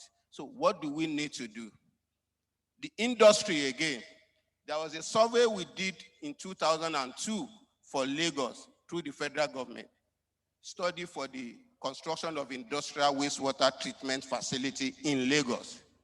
As at that time, Guinness was the highest producer of wastewater, 3 million liters per day of effluent coming into the Odo-Iyalara, the so-called Odo-Iyalara. There is no magic about Odo-Iyalara. The arrow is coming from the effluent of those industries that are producing dye, other from Ikeja. Because if you look at the upstream of Odo-Iyalara, it's so clean. It is when you get to Aromire and come to downstream, reaching Maryland, you see the arrow, and people think it's magical, it's changing. No, that is the human error that we're talking about. And this water has connection with the underground water. And that's the same water we say we want to start drinking and making it available for people. Another study was done, which I was part of it, in 2005, Water and Sanitation Strategy, World Bank. I was among the lead consultants. And we got to Lut, and the CMD of Lut told us that day that, thank God there is advent of pure water. Let's assume there is no pure water in circulation. What will have happened to water demand in Lagos? Because the presence of pure water has reduced the problem of waterborne diseases such as cholera, diarrhea, and this, because people are now able to afford pure water to drink. So what, in a nutshell, what I'm trying to say is, if we are thinking of investing heavily in water supply, Lagos is having another problem of infrastructure of managing wastewater and sanitation. Now, what do we need to do? As we are increasing water supply infrastructure, we should be increasing wastewater and sanitation infrastructure in Lagos. And this starts from institutional arrangement. There is a clash. I won't say clash. Everybody must know their role. I keep asking, we have Lagos State Water Regulatory Commission, and we have Office of the Wastewater. The rules are almost the same. If we are talking about regulating wastewater and sanitation, and the regulatory agency is here, the Office of Wastewater should make sure that industry have this facility in place, and they should make sure that government is able to prepare and put in place centralized system for industrial wastewater management. That should be one of their roles. If Lagos Water Corporation, Lagos State Water Regulatory Commission is now saddled with the responsibility of making sure that the more water you use and the production of wastewater is what they should regulate. So the Office of Wastewater should make sure the industry that are producing wastewater at least have a little bit of treatment in their facility before they discharge this effluent into our water stream. So we should look into that. While we are doing the infrastructure development, we should look at institutional arrangement. And finally, because of time, the slide I brought have this value chain to water and sanitation. In the last people that discussed, they are talking about agri sector. They're talking about housing sector. If those 3 million liters that are coming from effluent of Nigerian Guinness, if we are able to reuse it after treatment, we can send it to irrigation, and we can even send it back to the industry for another domestic use. So these are the advantage of, in an emerging economy, what you need to do with wastewater. So you look at the value chain of reuse, recovery, and recycling in wastewater management. Thank you. Thank you very much. Let's appreciate Mr. Idowu Salahu once again. Distinguished guests, ladies and gentlemen, we'll go into the final panel discussion session. It will hold simultaneously in the two halls. And please, we'll have to restrict ourselves to just 20 minutes, because if you check our timepiece, it's almost 5 o'clock. So the first group will have, they are staying here, okay. Urban Water Supply and Sanitation. The session chairman and moderator is the chairman of the Federal Capital Territory Water Board, Abuja, Engineer Kashim Ali. The panelists and discussants will be Mrs.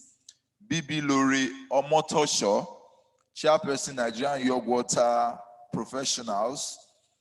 Another panelist is Mr. Idowu Salahu,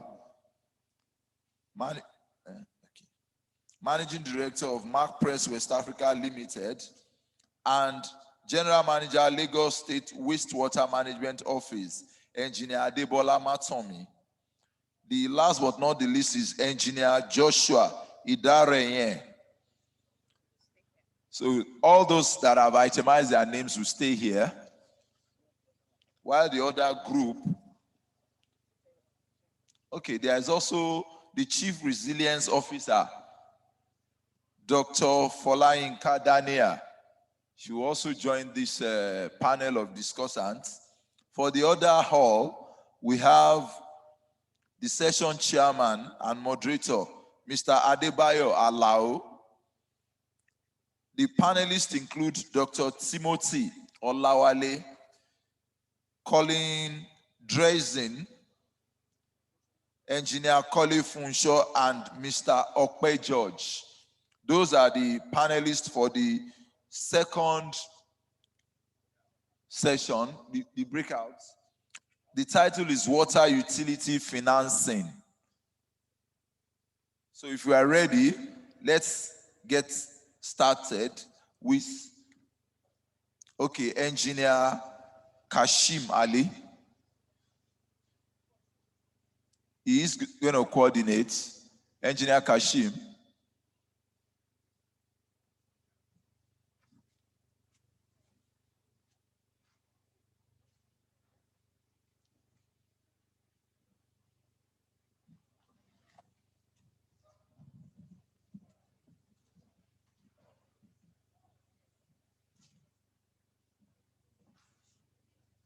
Yes.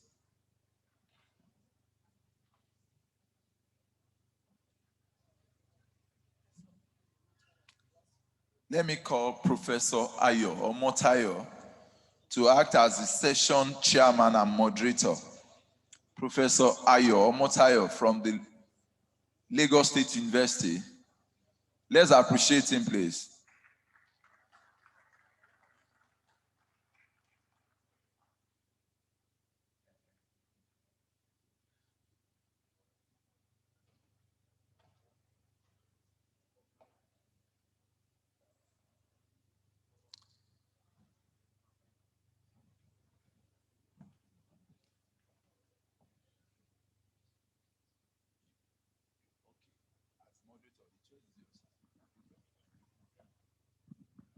Good afternoon, ladies and gentlemen. We're going to make this session very short and effective. We have just been told we have just 20 minutes to deliver on our promise. I know you were looking at it, and I feel for you because, yeah, I feel for people who have taken hours and hours making preparations and now being forced to reduce all that they want to say to less than 5 minutes. But that is the nature of Lagos, unfortunately. But I believe that you still can give us your best. So we'll start just as, I'm going to start from, okay, because she's seated there and she's sitting close to me. Okay, she's a lady. Let me take her first. So 5 minutes, ma. You have the mic. 5 minutes. Okay.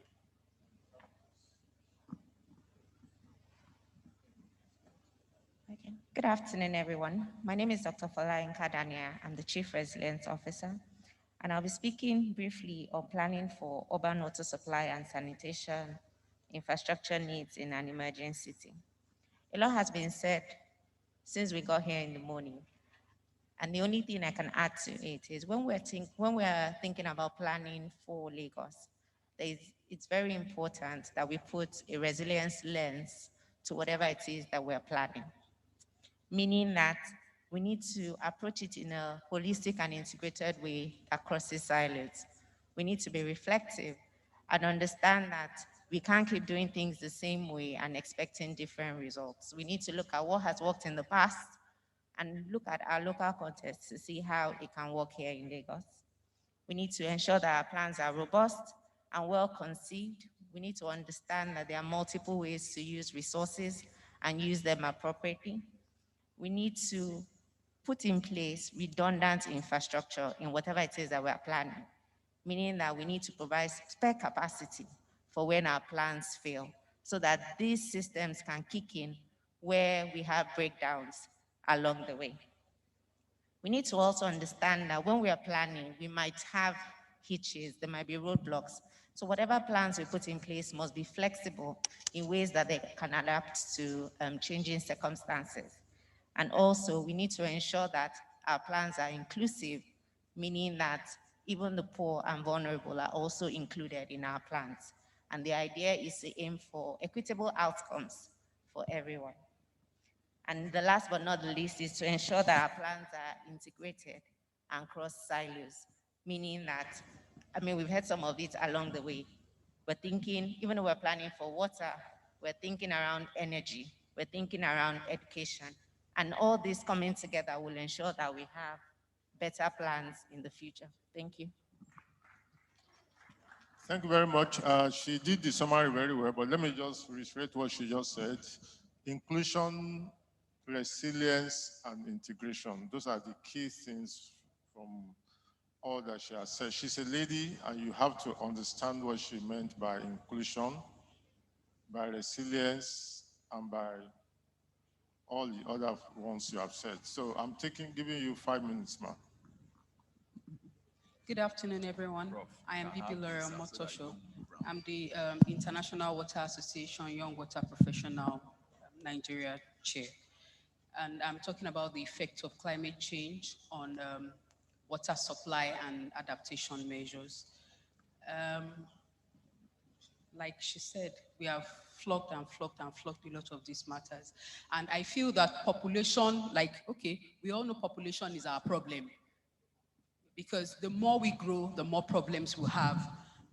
Unfortunately, I don't know if population can be managed, because if you are saying in 2020, in 2050, we will be 90 million, then what do we do? Apart from the measures we have to put in place to adapt to climate change, water supply and all these things, what do we do so that our numbers don't kill us totally? So let me bring this to a bit of numbers, so maybe we'll understand what we mean when we talk about managing water. Now, the earth is generally 75% of water, and of this 75%, if we say 100% now of this water, 97.2% of it is already seawater, ocean water. And out of this less than 3% that is left, we only have, we have 2.15, which is for ice and glaciers already. So that means we are looking at less than 0.6%, which you will still take out soil moisture, you still take out atmospheric air, atmospheric water, and what do you think is left for us to drink for human use? That means all over the world, we are talking about something less than, way less than 6% for consumption. And this is why all over the world, we are looking at how do we protect water? How do we safeguard water? What are the adaptation measures to make sure that water doesn't have to become a luxury only for people that can afford it. Now, let's look at adaptation measure. Okay, as a young water professional, and let me see how to adapt the young people, the youths. What do we do? What's our role? What part can we take? There is a lot of part on adaptation and awareness we can take from grassroots. Empower the youth, empower the children, even from primary school level. What are we telling them? You see your son at home, opens the tap and he runs away because he's not metered, because it is free. You have your own water source. So how do we start taking them from this level, changing their mindset about how to manage this scarce resource to come? That's part of adaptation. Now, this is aside from bringing in the technology of metering. Then how you have talked about integration. We can keep talking about these things, but if these agencies that are supposed to be in charge of water, where water pass through, we talk about agri, we talk about health, even health, we talk about finance, every sector, everyone that has to do with water, if we have to integrate and say, how do we together work this together? Because I know, I was telling someone there that, okay, if they integrate and say, okay, you manage it. Once the money comes, then there is a fight between, no, it's supposed to be on your table, no, it's supposed to be on my table. And at the end of the day, nothing is done. So how do we properly integrate to make sure that this protection we are talking about works? And then I will just lastly, so that I don't talk too much, it's how do we bring in, there is policy already. We need monitoring, we need enforcement of the water sources. So how do we monitor? We have monitoring for almost anything in Lagos State, but do we have monitoring and enforcement for protection of water sources in Lagos State? How do we protect the sources? Maybe if we have policies in all these places, maybe to an extent, there will be protection of the remaining water, water sources. Thank you. Thank you very much. Can you just pass on the mic? Yeah, you see, anytime a lady is speaking, you have to listen to them because they know more about water than us. They are the ones that deal with it more than the men. They bother about the sanitation in the home more than we do. So when women are talking about water, I always tell men to listen because the tendency for us is to take it for granted that, oh, water will always be there. But the kind of relationship women have with water is very different from ours. I've been listening all day. Nobody has even spoken about our women and their special need for water, given their special nature. We should not forget that. Some of the things she mentioned in summary, I don't want to waste too much of our time, but you said a whole lot in a very, very short time. And I appreciate that. You spoke about the stock of water. You called for adaptation and awareness for our children, which is very key, and that is the woman in you. You were going to talk about climate change, but you did not go far enough into it, but I know it's because there is no time. And again, you spoke about the enforcement of the protection of water sources. This is a very, very germane point. I thank you mostly for that. The next speaker, please. But before she does, please give her a round of applause for her presentation. Very fantastic. Thank you, ma'am. Yes, sir. I ride on the existing protocol. My name is Engineer Debola Matoni, General Manager, Lagos State Wastewater. I'm to speak on wastewater sanitation infrastructure gap in Lagos State.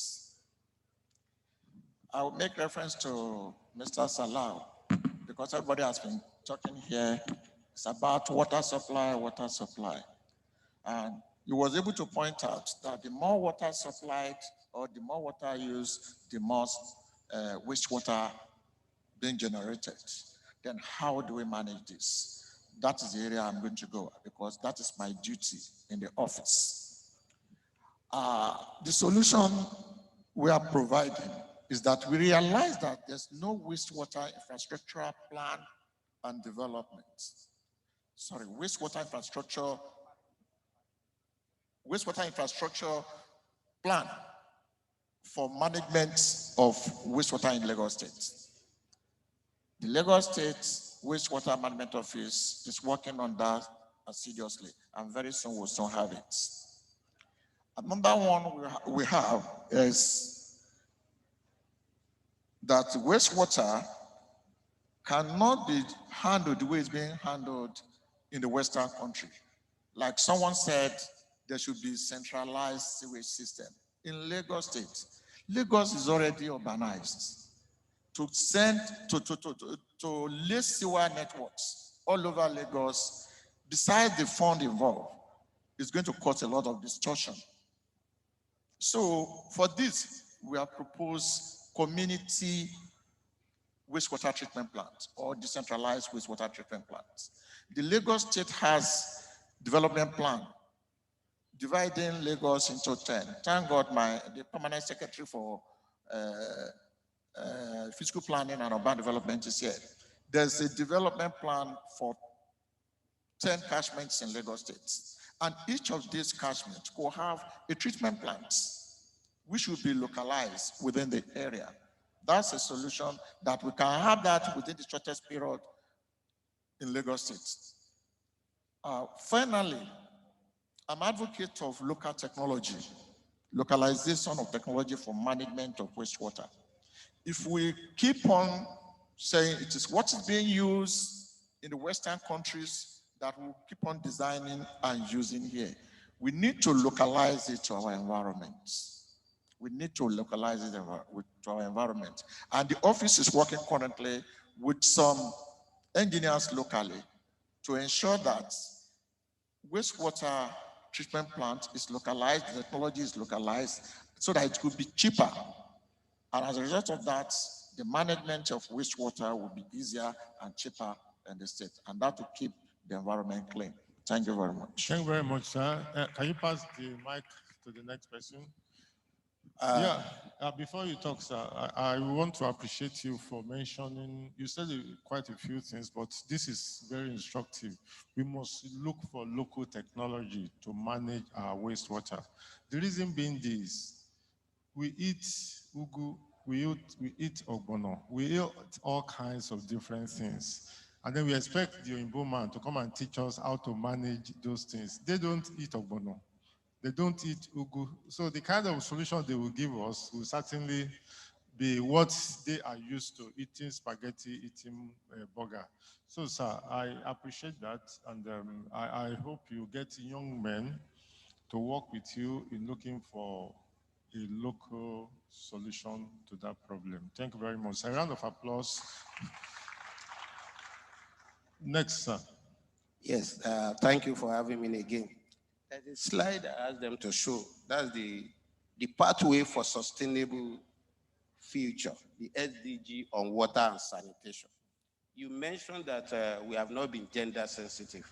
So I will take the first 5 of the indices of the pathway to sustainable future. The first one, how water and sanitation affects. The first one is end poverty.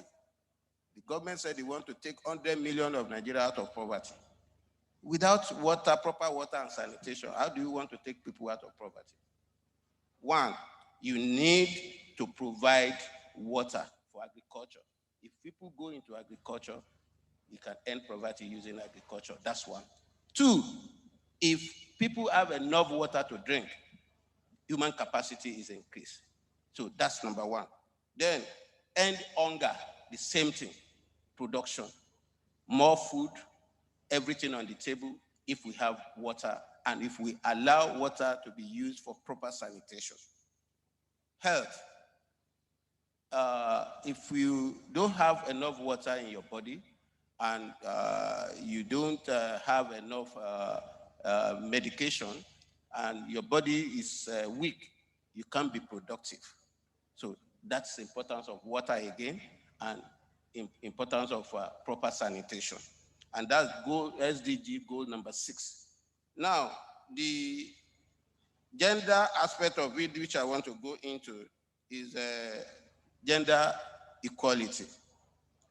The women and the children are the ones that suffer mostly with lack of water, because they will be the one to wake up very early in the morning to go and look for water, to prepare for domestic program for the family.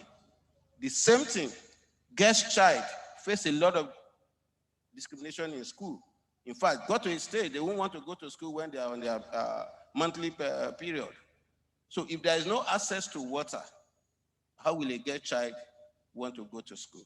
And if there is no education, then you are increasing the level of illiteracy that we have in the country. So the importance of water and sanitation in the SDG goal 17, out of the 17 SDG goals, the entire 17 goals are heavily affected by lack of water and sanitation. And this is what I want us to take home today, that if anybody is talking of development in water and sanitation, we should look at the livelihood of the entire human being. He said, water is life, and water no get enemy. And at the same time, from my own side, I live on waste, and I make money from waste. Thank you. Thank you very much. Mr. Gender sensitivity, it's very, very, very important that we are gender sensitive. But on the matter of water, I think the right word should have been equity, equity, equity. Men also need water. And when you talk about equality, it means you are going to give men water they do not need. Women need water more than we do. So we look at gender equity. That is a very, very useful word for us to take home. Thank you very much, sir. I thank all of the 4 panelists for having cooperated with time. Please give yourselves a round of applause. I like that. You see, it's not the much you say, it is the little you say and that we take home with us that matters. Today, when we teach our students, we don't want them to learn 5 things at the same time. Even if it is just one thing you are going to learn and go on with that, it will change our society. So I thank you for keeping it short. Every of the other things that you have written, everybody knows, but the important ones you have brought out. So thumbs up for all of you. Gentlemen, yes. I am Engineer Dorian Joshua, a chemical engineer by profession, representing the General Manager of LASEPA, Dr. Dolapo Fashwe. Actually, when the other speakers were making their presentations, I was just smiling and laughing inside me, because we are talking about localized technology in order to enhance circular economy in wastewater management. And we are talking about here is having treatment plants for the wastewater, both domestic and industrial. Of course, at LASEPA, the engineering services in LASEPA, in collaboration with the lab services and the other departments, what we focus on is monitoring the design, fabrication, installation, and operations of industrial waste treatment plants. That's what we do. And we go around industries ensuring that these companies have their treatment plants put in place. They submit their proposals to us. We go through them, ensure that they adhere to international standards based on the laboratory analysis of their waste. That's what we do.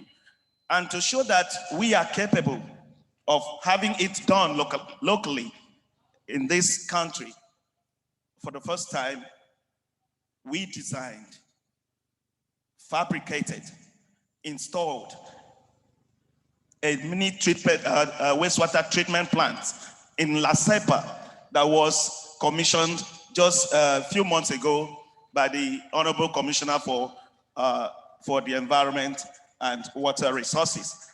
I tell you, if you need the technology for the installation or design installation of treatment plants in this country, come to La Cepa. We do it the Nigerian way, and it's definitely of international standards. And what are the wastewater we handle there? We handle wastewater from our kitchen, which is a domestic wastewater. We handle wastewater from some industries that come into our lab for analysis, and we handle this and produce a kind of effluent that is of international standards when it comes to compliance with all parameters. That's what we do. And we are scaling this up by proposing to government for us to have maybe divisional treatment plants all over Lagos, where we can treat both domestic and industrial waste.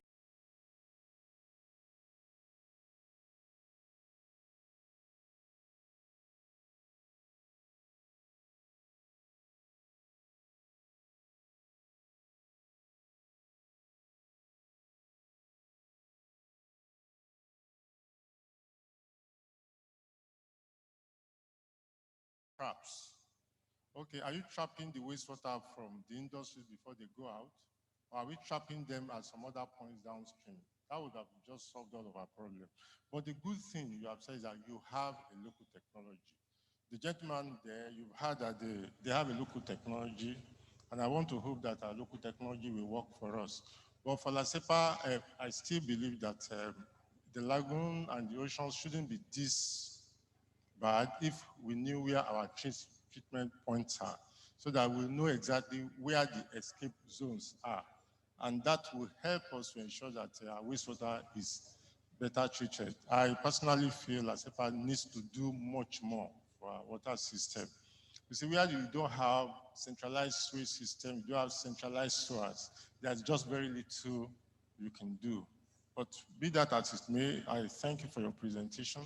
And I believe that we all have learned from our panelists. Everybody has kept to time. Everybody has given their own precise summaries of what they planned to say. Ladies and gentlemen, I will want to hand over. Thank you very much, gentlemen. Please, a round of applause to all of them. Let me hand over to you. I've delivered in 18 minutes, sir. So what do I get for the 2 minutes I saved? You get an extra thank you. Professor Omotayo has combined the work of an academic with that of a teacher and a moderator. So let's appreciate him. Thank you very much, sir. Distinguished guests, ladies and gentlemen, we're done with the breakout sessions. We are expecting those who converged on the other hall to come back into this hall so that we'll go on and have, we'll go on now and have the communique, which is the next item, by the time they come in here, because we'll have our dinner immediately after the closing remarks by the Permanent Secretary, Office of Environmental Services. So we'll await the return of those who converged at the second hall so that we can get done with this in a couple of minutes more.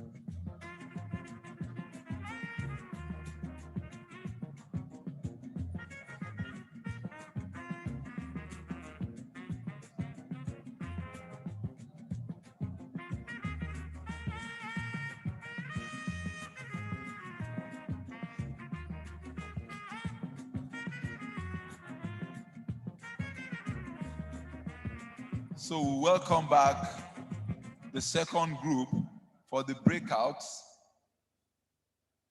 I'm talking about those who had a discussion on water utility financing. Next, let me now invite the chairman of the Lagos International Water Conference Planning Committee, Dr. Akumeno Oteri, for the communique. A round of applause for him, please.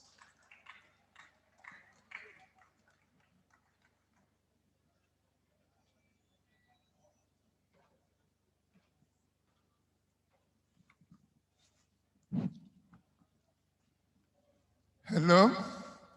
Good evening, ladies and gentlemen. I'm here to present the communique for the conference of the second Lagos International Water Conference, LEWAC, held on Wednesday, 23rd June 2021 at the Eco Hotels and Suites, Victoria Island, Lagos. Preamble. The conference with the theme Water Security and Investment Opportunities in Mega Cities, a case of Lagos State, was declared open by the Executive Governor of Lagos State, Mr. Babajide Olushola Sanwo-Olu, who was represented by the Deputy Governor, Dr. Kadri Obafemi Hamzat. Participants at the conference include the Honorable Commissioner for the Environment and Water Resources, Mr. Tunji Bello, the Honorable Commissioner for Finance, Dr. Rabiu Olowo, the Honorable Commissioner for Women Affairs and Poverty Alleviation, Mrs. Bola Dada, the Honorable Commissioner for Economic Planning and Budget, Mr. Sam Egube, the Honorable Commissioner for Energy and Mineral Resources, Engineer Olalere Odushote, a Special Advisor to the Governor of Drainage and Water Resources, Engineer Joe Igbokwe, and other members of the Lagos State Executive Council and members of Lagos State House of Assembly. Also in attendance were the Permanent Secretary's Office of Drainage Services and Water Resources, Engineer Olalekon Shodende, Office of Environmental Services, Mrs. Belinda Odeneye, and other permanent secretaries in the State Public Service, in addition to local and international experts in the water supply, sanitation, and hygiene, the WASH sector. In his keynote address, the Governor, Mr. Babajide Sanwo-Olu, stated that the theme of the second edition of LEWAC was apt, and the conference was coming at a time the water sector of the state was confronted with challenges varying from infrastructure deficit to meeting up with water demand of the state due to population explosion, aging infrastructure, inadequate cost recovery, water theft, to mention a few. He assured Lagosians that the recommendations of the conference will be implemented for the delivery of Sustainable Development Goal 6, notwithstanding the ongoing expansion project at the end of phase 2, which seeks to add additional 70 million gallons per day of water supply. The Permanent Secretary Office of Drainage Services and Water Resources, in an overview of the Lagos State water sector, highlighted the gaps in water supply to the teeming population of Lagos State, which he noted stands at approximately 780 million gallons per day. He informed that the situation worsens in view of the challenge of over 60% of unaccounted for water, and that of water loss due to theft and pipeline vandalization, even as the wastewater treatment facilities and sewers for transporting wastewater in the state are grossly inadequate for the treatment of over 2.3 million cubic meters of wastewater generated per day. The objectives of the conference.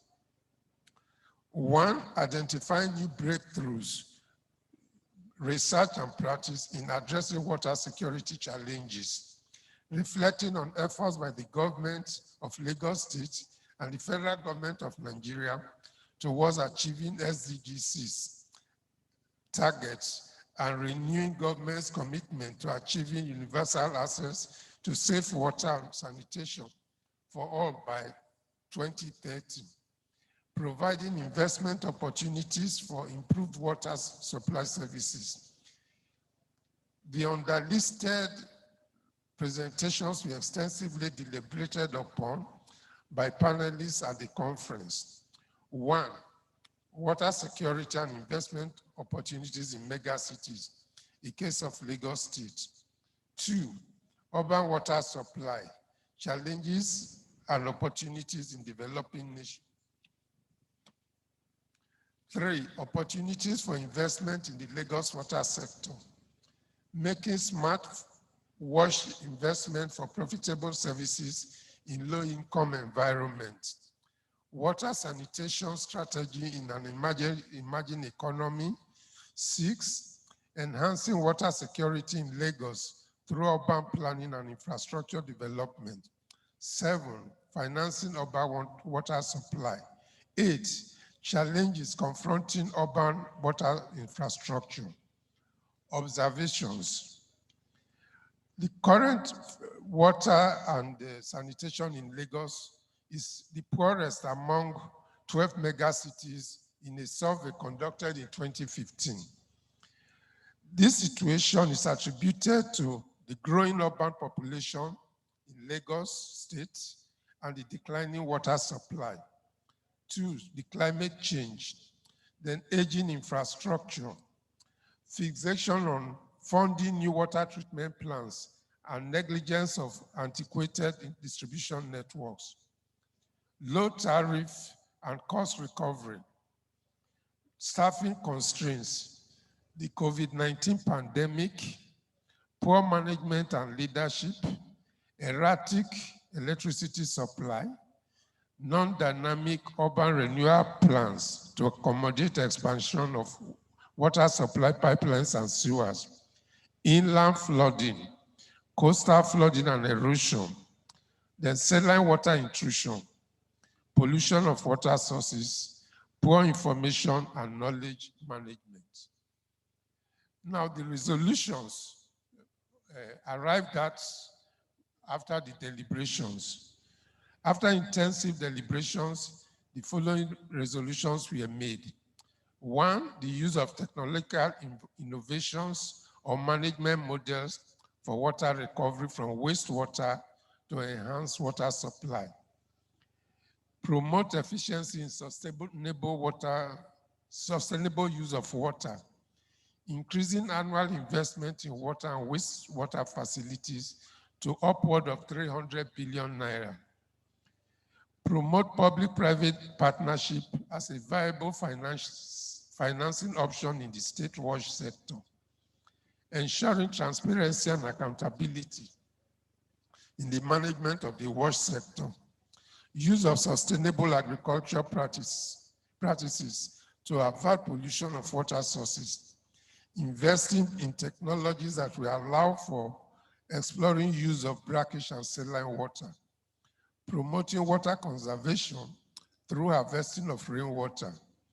Adoption of cost-effective tariff structure with an appropriate pro-poor strategy.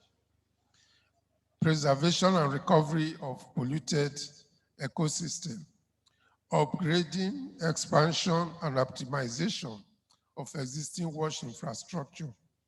Exploring financing mix options, like tariff, transfers, and taxes. Developing appropriate human resources structures in the wash sector. Strengthening the governance structures of the wash sector. Strengthening the engagement and management of stakeholders towards the development of the wash sector. Developing resilient wash infrastructure that will stand the test of time. Catering for off-grid communities in the wash sector infrastructure expansion. setting up a resilience trust fund for water and sanitation to fund the deficit in the water sector to be financed by the federal and state governments with support organizations.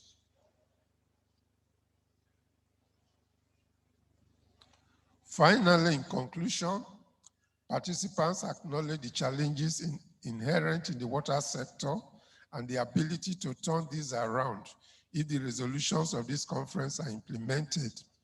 This will go a long way to achieving the health and environment component of the themes agenda of the present administration and meeting the Sustainable Development Goal 6 of the United Nations, which ultimately ensures water security in the states by 2030. Of course, this will be supplemented by the acquisition of relevant data, because one of the major problems we have in Nigeria and Lagos too is the fact that we don't have enough relevant data for planning. And this is something that has to be remedied.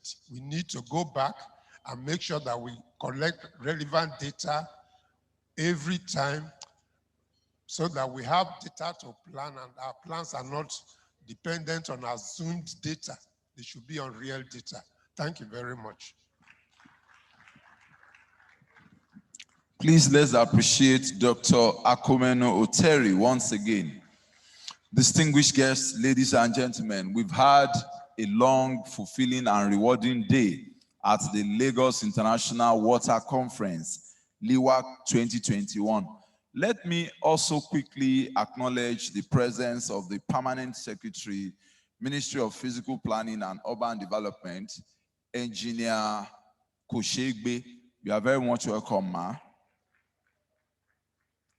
At this point, let me also inform us that dinner will be served, and please, we don't want our food to be wasted, so please, let's cap today's activities up by treating ourselves to a very sumptuous dinner before we go. Let me now invite our mommy, the Permanent Secretary, Office of Environmental Services, Mrs. Belinda Aderonke Odeneye, for the closing remarks.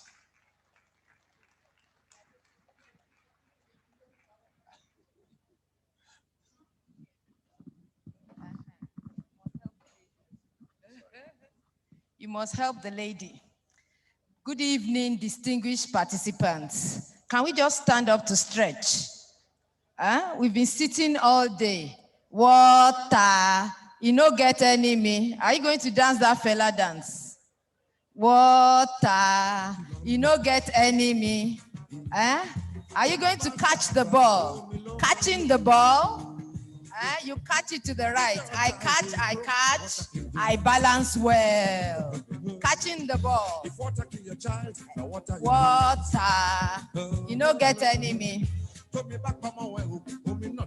Water, you no get enemy. Thank you very much. Please sit down. I just want you to give yourself a round of applause.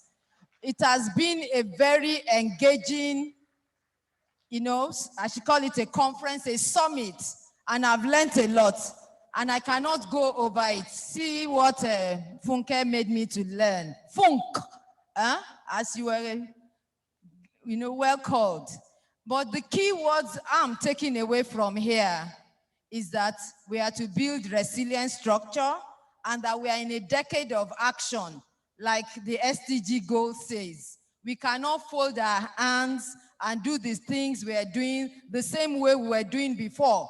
The story is too much and we are able to do better. Can we do better? Yes, we can. Even to those who are listening to us virtually, we know that you've contributed so much to this conference and we just want to appreciate you. We appreciate the Lagos State government for even deeming it fit to do this second in series, and we know by the grace of God we will have the third and a fourth, and we'll build over it. It will be action time. We're not going to be repeating ourselves and just coming to talk. The other thing I learned is that we should make sure that we sustain what we have started. And the last thing I'll share is to have a mindset change. Are we going to change? We need to change because I learned that we can have micro mini water supply. We can also treat our wastewater, not in a big way that we want to do it, but in a smaller form. Because dinner is ready and I don't want to bore you and we are hungry, I just want to say thank you, everyone. God bless all of you that came from the States. You will get to your destination safely. And by the time we meet again, it will be for better deliberations and moving forward. Thank you very much. God bless you. Ìgbéga ìpínlẹ̀ Èkó, àjùmọ̀ṣe. Thank you.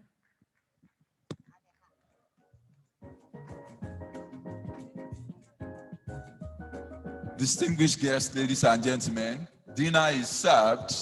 Please, let's ensure that we treat ourselves to a very sumptuous dinner. Thank you very much. Safe journey back to your various destinations. And see you next year for the Lagos International Water Conference 2022.